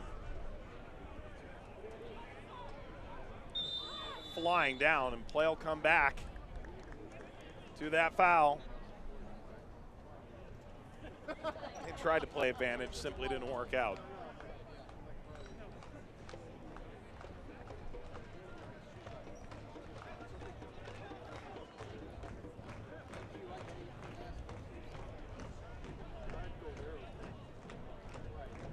See what they can do from distance now. Andrew Carlton trying to play in traffic. Todd Wharton just dragging that heel a little bit. And I say a little bit because it is the tiniest of touches, but enough for the referee to step in. Lindley will be able to hit this set piece from about 45, maybe 50 yards out, left of center. He'll lay it across. Pushed ahead by King. Comes out to Lindley. Lindley struck that toward goal. Didn't hit it all that cleanly. Into the corner, Carlton. Dancing through, he goes down and won a free kick right at the edge of the surface at the byline. Wall fall. Commits a foul purely off the cheekiness of Lindley's effort. Looks like he's gone into the book for it as well. He tries to go old school Ronaldinho here with a quick little snake on the first one. Watch this, right foot, little inside out, and watch the second one come back around. Apologies, forgot something. Lovely technique on display by Andrew Carlton. Waffle pulls his arms out, but he knows he got in trouble. Look, whether Carlton can coexist at the Major League Soccer level consistently remains to be seen, but at this level, at minimum, he's an individual lightning bolt every time he touches the ball. Change is coming. Tyler Pasher, who scored the #1 play on the SportsCenter Top 10 on Wednesday, national television game, hard fought all the way to the finish. Nick Moon kicking everything in sight as he makes his way off the field. The substitution brought to you by Cigna.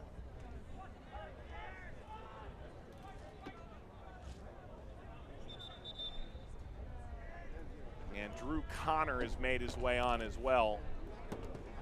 Places Tyler Gibson. Sub also brought to you by Cigna.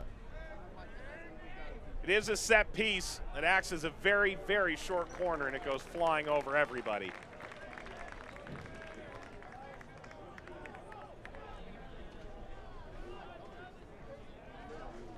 Score the winning goal at Maryville with personalized education, nationally ranked academics, and Division II athletics. Learn more at maryville.edu. Maryville, many connections, one you.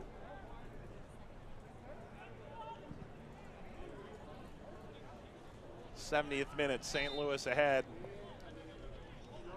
Hold of the home side. Wall fall, grappling with the back of his head. Appeared to take a knock there. Ball had gone by him. This comes into load management for Indy 11 and Martin Rennie. Mike, Drew Connor coming on for Tyler Gibson. Tyler Gibson, one of the most efficient players, not just on his squad, but in the entire league, as his substitute Drew Connor stuck in on wall fault. And Tyler Pasher for Nick Moon. I think it's easy to go, well, Jeremy Raffanello hasn't had the greatest of nights. Nick Moon wasn't blowing people off the page either, but he's put in some heavy shifts recently, and so has Tyler Gibson. And yes, they have the job to do right now. Obviously, they'd love to grab 3 points, but they just want to get one back at the time being. But remember, they then have to turn the page once again. And come Wednesday, just 3 short days from now, they're going to take on, talk about a streaking team, a Hartford Athletic team that has a real belief behind their performances right now. And then turn the page again 3 days later and go on Saturday. So there's a lot of matches, back-to-back format for Indy 11 right now. Hence the changes that you're seeing. What's more about that Hartford team? The folks in Hartford believe they're for real. I think all of us circled this date against Indy on the road.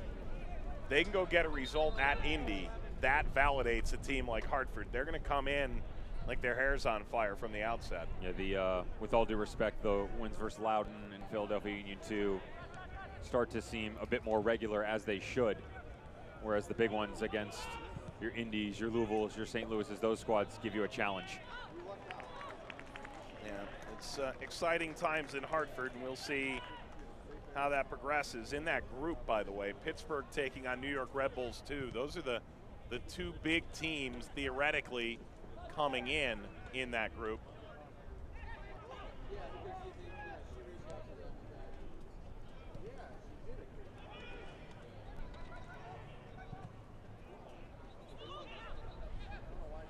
Lindley able to lay this across Carlton.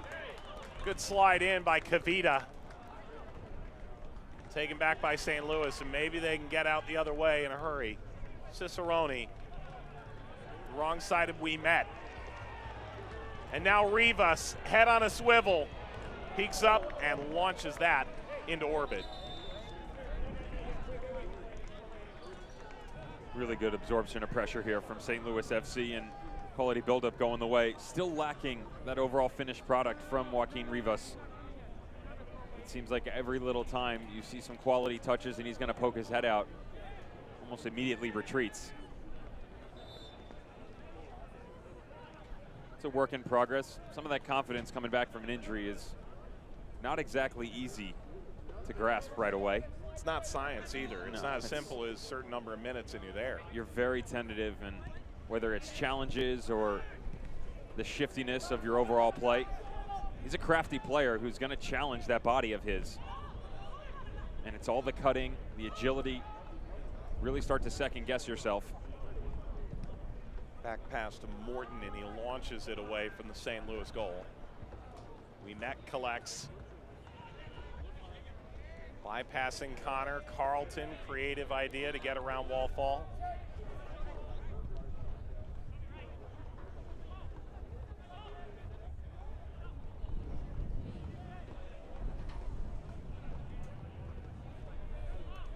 And with Nick Moon coming off, you allow Pasher to work on the left as opposed to the right, which is a difference from last game against Pittsburgh.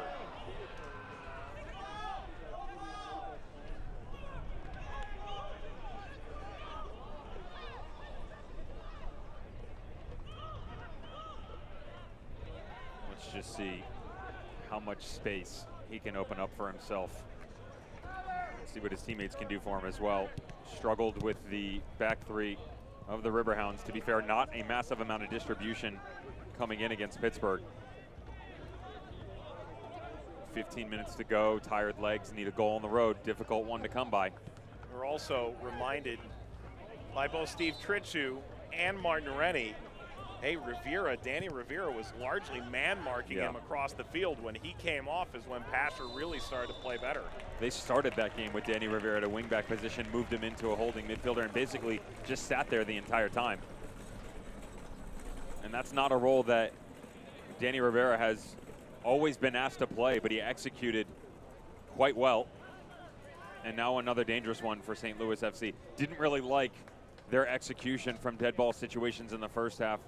But this is a pretty good look where you get a marksman like Rivas and Todd Wharton standing over it. You have the height of wall fall. You bring in the likes of Kavita, Adewale, Sam Fink. You can get a pretty good look at goal right now.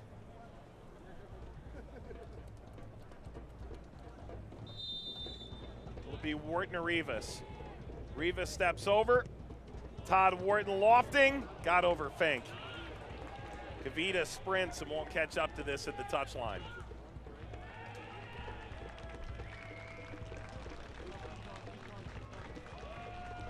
This is a throw for St. Louis. Alcohol is no longer being sold. Thank you.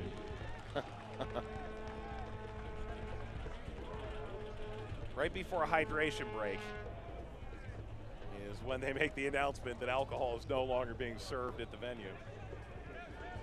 Brought down by G. G crafting a ball back across the face of his own body.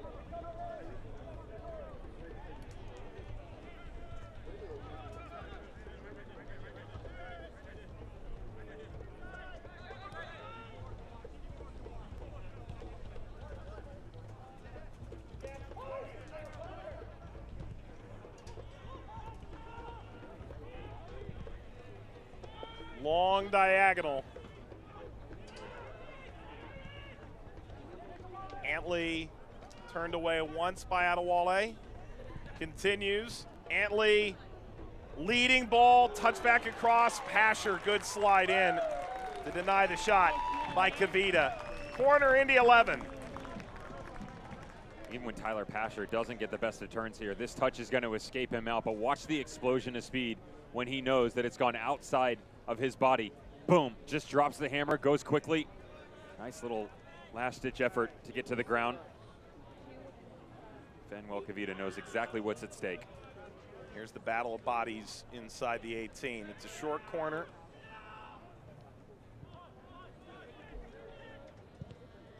Lindley, all defended by St. Louis. Raffanello trying to bring this down through the challenge of La Perret. Sent into the stands. It'll take us to a hydration break in the 78th minute, and there are changes to come, 2 for each side at least. As St. Louis attempts to maintain their 1-0 lead, Indy trying to get at least a point on the road. And Devin, you think back to the 2018 road season for Indy 11, 0 wins in their last 8 road games, 1 win in their last 7 overall, which is somewhat reminiscent of how St. Louis finished last season. But 2019, they set records, team records for road wins, road points, as one would anticipate. This is an Indy 11 team. There's no pushover away from home, and they're still within striking distance.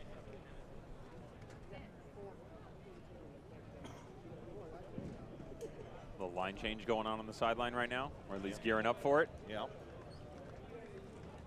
Devin, are you going to save your riddle for next game? You want it now? We have a hydration break. Now's the time. We can let the fans get involved as well. Maybe they can jump on social media. At Mike Watts on air, at Devin Carnine. Feel free to tag USL Championship. This is one, it came from one of my friends, and I said, you know what, if we need a little time to fill as the game goes on, which obviously we're doing right now, let me get this in. So here we go. You walk into a room. On the bed, there are 2 dogs, 4 cats, 1 giraffe, 5 cows, and a duck with 3 chickens flying above a chair. Now the question, how many legs are on the floor? To repeat, walk in a room, on the bed, there are 2 dogs, 4 cats, 1 giraffe, 5 cows, and a duck with 3 chickens flying above a chair. How many legs on the floor? We look forward to your responses. Oh. Goodness gracious. All right, changes are coming. Back to work, though. We will see Oscar Umar come on. His mask just recently arrived. A facial fracture when these teams met back on the 11th, over 2 weeks ago, and Umar finally ready to make his return. Gaia Bend has come on as well. Matt Watson among those coming in for Indy 11. Substitutions brought to you by Cigna. Ben for Rivas among the Cigna subs. I like this change, Mike. This is what we were talking about, right? Bring Matt Watson on. Little 1-2 punch between he and Andrew Carlton. Let's see how much Andrew Carlton feels comfortable going even further past his threshold since we've seen before, because Matt Watson can tuck in for him if he decides to stretch this. Felicien Dumas among those coming in for Indy 11. See Richard Bryan for Paris G.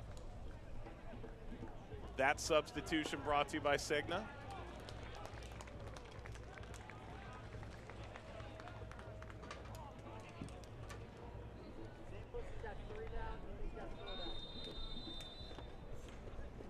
Total, there were 5 changes. So it was a line change. Brought the checking unit in for the last 10 minutes. I think St. Louis FC would be happy to just see the last 10 minutes out. They don't care how physical it gets. It's going to be interesting because they've given up a lot of possession, and with the fresh legs coming on.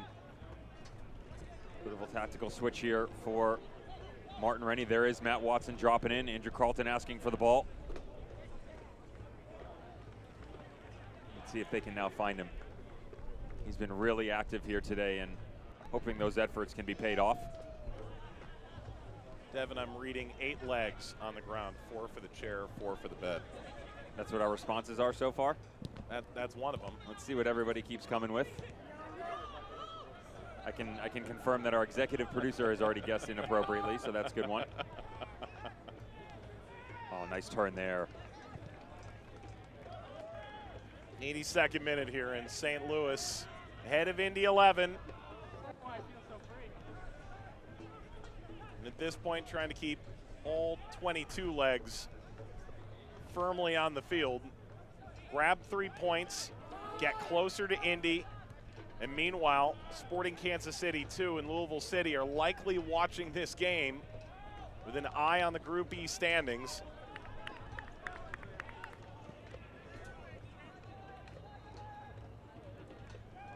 Of course, you can follow your team the rest of the USL Championship all season long on ESPN+. It's your home for the USL Championship, USL League One, MLS, UFC, and more. Join the nearly 8 million sports fans who already discovered ESPN Plus and watch the championship live every week. Sign up today, ESPNplus.com. Free kick won by Indy, and there's Umar's new mask. They've missed him. He's a real quality player. Love what he brought to the field last year. And how about the way that this looks for the rest of the match? Basically, your most three defensive-minded midfielders are all on the pitch right now. Guy Bend, Todd Wharton, Oscar Umar. So obviously just trying to see this thing out, and referee having a discussion with Oscar Umar. Well, that'll get you in trouble. A little whack from behind.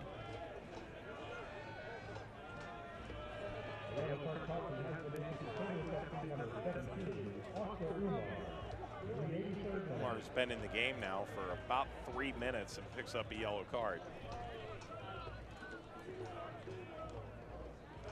Umar last year, 24 games for St. Louis. Anthony Pulis saw him a few years prior in Richmond and always liked him, able to get him into St. Louis a year ago. And a set piece here for Indy 11. Bring the runner back to the ball. And this gets launched back across the halfway line, and Evan Newton is racing back to make himself available off the ensuing throw. They've got to pick up the intensity here in the 11 if they're able to get out of here with even a point, Mike. And how interesting. St. Louis FC just continuing to get better every time they've stepped onto the pitch so far. They're not blowing teams out with their performances, though. You go back to the Lou City game, they chased for the better portion of the opening 35 minutes in that match. Got a little lucky, to be honest, that the home squad wasn't able to put one away, but sometimes that's what it is. There's no magic. You find yours. And if you look at the metrics that are at play right now, that's really how the match has gone, right? St. Louis, limited amount of opportunities. Been able to bury theirs. Indy 11 have slowly started to create less and less when they need to be. Martin Rennie hoping these changes will factor that differently, and this is an interesting challenge here without a walleye. Referee blowing the whistle, doesn't like the challenge. Looked like they went straight up in the air, but obviously a different viewpoint from ground level. Well, the captain, Fanuel Cavita, has gone over to try and get an explanation, and the referee wasn't having it. It is a free kick here for Indy 11. This is a much better look. And there's not that much to it, Mike. He does come up over the back a little bit on Carl Ouimet. I can understand the discrepancy. Personally, wouldn't blow the whistle as the head referee there, but of course that's why I'm up here. And how dangerous is this? And we talked about Walt Fall, Todd Wharton, some of the other boys from St. Louis. Cam Lindley can really strike a clean ball. Watch this near post. Lindley hammered into the wall. Barrett curling wide. Ooh, that would have given that goal on Wednesday a run for its money. Tried to sneak that inside the post. Kadeem Dakers will come on late here and replace Paris G out wide. Substitution brought to you by Cigna. And rather, it's going to be Cicerone coming off. They've changed the number up on the board. Call me crazy, Mike. The way that Patty Barrett has been striking the ball recently, and I'm all for Cam Lindley standing on that ball. But I would love to see in a training session what the center back is capable of from restarts. Pretty impressive of what he's been able to do. Now, normally it's from distance, but that little touch, trying to get this back on the far post. How close are we here? It's not bad. You're looking at about 2 feet. Difficult to bring down, get enough English to bring it back across the body.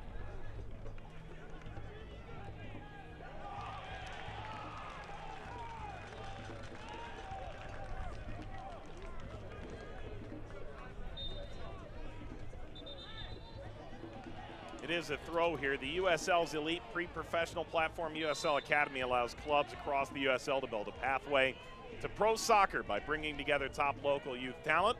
Following the success of the first Academy Cup events, clubs can now apply to participate in the USL Academy League, kicking off spring 2021. For more information, visit usl-academy.com or search hashtag USL Academy on social media. Good ball winding in behind before it got to Pasher, was snuffed out, and then eventually launched over Morton and out. Devin, 4 for the chair, 4 for the bed, and my own 2 legs because I walked into the room. Makes Brilliant. 10. Makes 10. 10. That's the official submission right now that we're going with? I think so. Okay.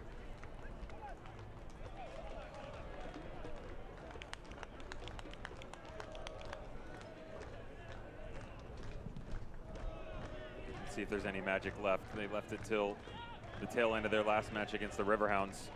Can't see them squeaking away with 3 points, but they would love to keep that beautiful start unblemished. It won't be in the win column. How about a response from St. Louis FC, by the way? This is some kind of statement right now. And it has been interesting how in some of the big games that we've seen, whether it be the ESPN2 series, USL on ESPN, Mike, where you had St. Louis go to Louisville, you had Indy go to Pittsburgh. A lot of games there where teams overall weren't necessarily the better for it, but found a way to get points.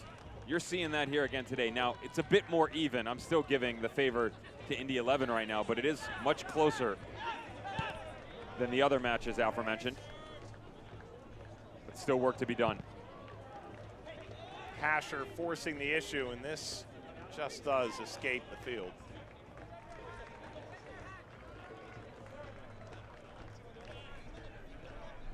Closing in on Paycor stoppage.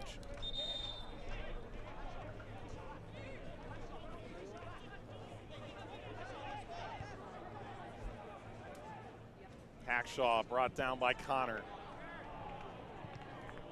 It's good, clean play of the ball. Maka King went to ground.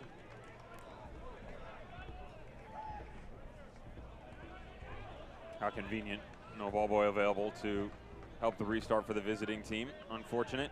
Got to play quick here, though. Look at the quick little switch it's on. Come back to Patty Barrett. Neviel Hackshaw open up, go the other direction. Got to start the rate change much faster here, Mike, if you think you have any chance of breaking this team down. Right now, it's just too linear in their thinking. And St. Louis FC happy to pick it up and go the other way. This will run all the way back to Evan Newton. Stoppage time presented by Paycor. Need more time in your business?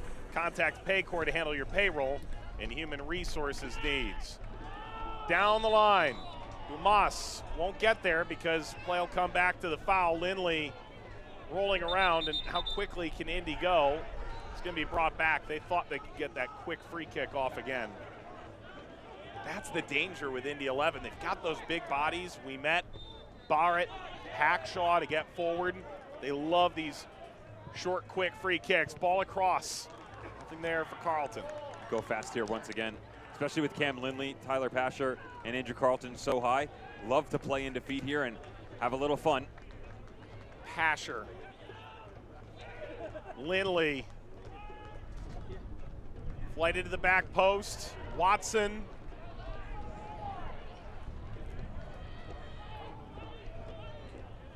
Watson deflects over to Carlton. Carlton goes flying to ground. Play on. The race is on. Connor gets it back.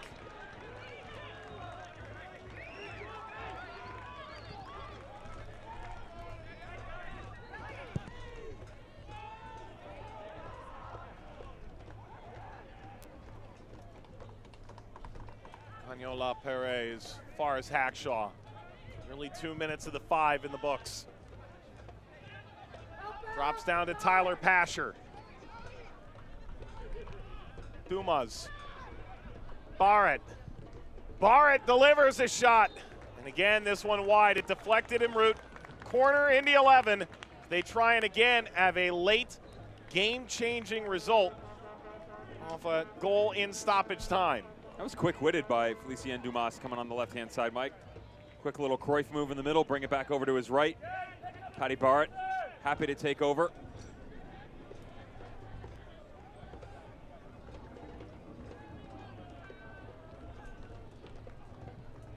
Corner delivered, Fink.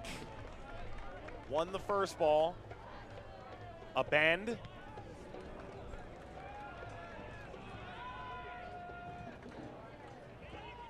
Dakers.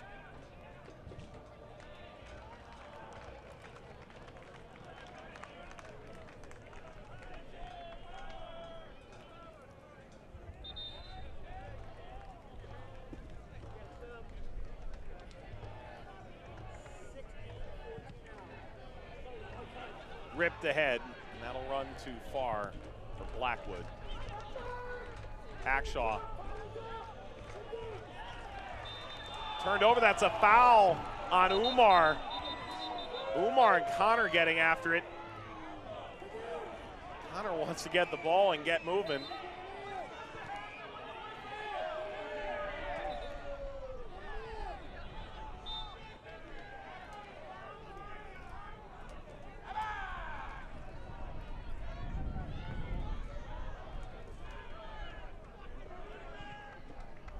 Lifted again, forward by Indy 11, and this time, all the way off his line, Kyle Morton.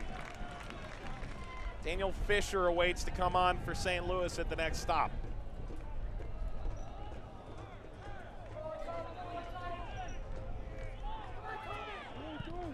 Hadawale. Great ball to relieve pressure. They have the runner, Dakers, onto a bend. There's room here, cutting ball in front, it's out of the reach of Blackwood. That would have been the end of that. They've actually got a sub lined up to bring him off, Mike, and he was wide open in the middle of the field. There is the change. Blackwood scored back in the 24th. Right now, that's the difference maker. Another quality shift by Tyler Blackwood. 24th minute, coming off the assist from Wallfall. Thought maybe he was going to be able to grab his brace and put a bow on this thing. Feels like forever.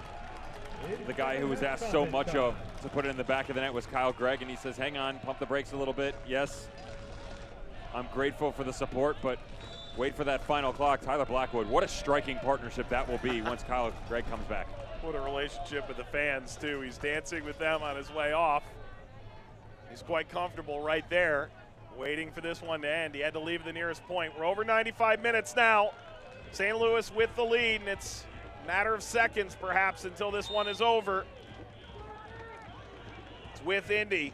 They've got to get forward again. It was nearly the last kick of the game against Pittsburgh that they grabbed the late winner. Can they find an equalizer here?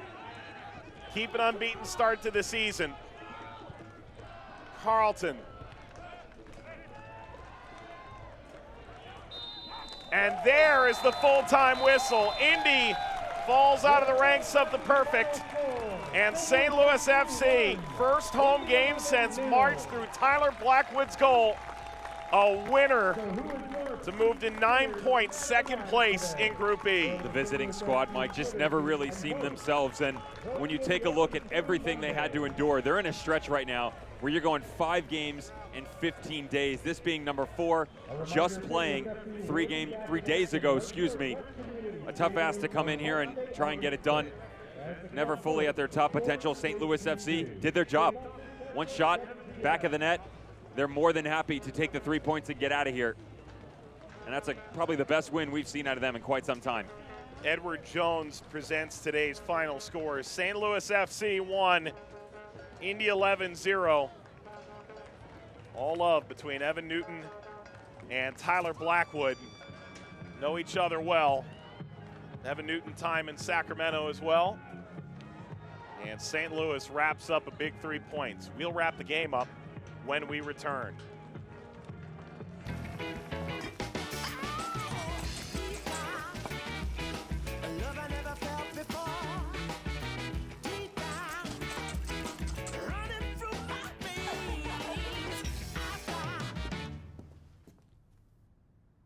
So how is it?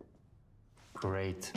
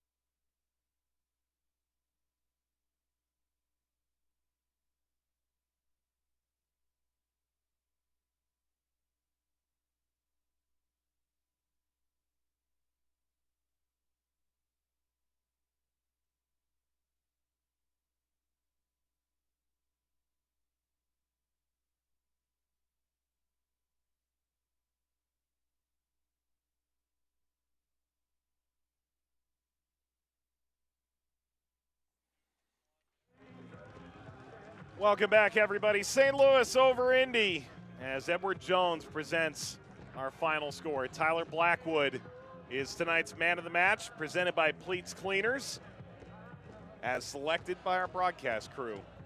Follow St. Louis FC on Twitter to vote in the Pleats Man of the Match fan poll as well. And taking it in with the Luligans, it's not a full house today, limited capacity. Let's take a look at our full-time highlights and show you what those who were able to get a ticket ended up seeing here. Skip ahead to the 13th minute of play. And Indy 11 getting into the final third. And Andrew Carlton was really dangerous today. Love what I saw. Mike wanted to see more of this and really thought we would with the substitution by Matt Watson at the tail end of the game. But unfortunately, that just didn't play out the way we thought it would. St. Louis FC didn't have a lot of opportunities, didn't need a lot of chances. Why? Tyler Blackwood, 9 goals in his last 17 games. Throw a couple of assists in there as well, and the guy's clipping at a high rate, Mike.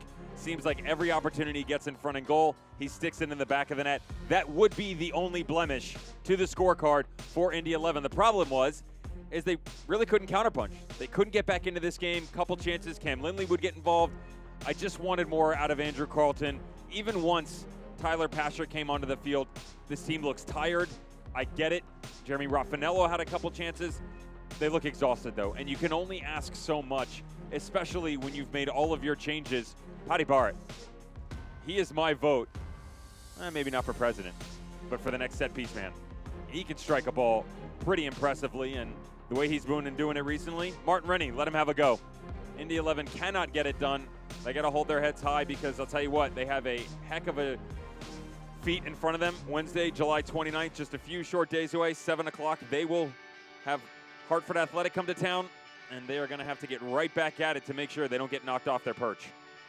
So Group E all of a sudden has gotten very interesting. Indy 11, 12 points now through 5 games. St. Louis FC on 9 points in 4 games, and Louisville sitting on 6. All of a sudden, everybody's within striking distance. How about for St. Louis, by the way, now? You wait till next Saturday, but you go to Memphis, home against Sporting Kansas City 2, home against Tulsa, home against Sporting Kansas City 2. There's a good chance that the next time they have to go on the road outside of the Memphis game, they've got 12 points under their belt. Yeah, we enjoyed this. We hope you did too. St. Louis FC in a game with so much expectation lived up to it. And St. Louis FC grabs a win, a bit of revenge for Steve Tritchew's men after the loss at Indy to begin the restart. For Devin Kerr and our entire Vista World Link team led by producer Justin Cohen, Mike Watt saying thanks for watching. We'll see you next time. This copyrighted telecast of the United Soccer League Championship cannot be retransmitted, rebroadcast, or reproduced without the expressed written consent of the United Soccer League Championship.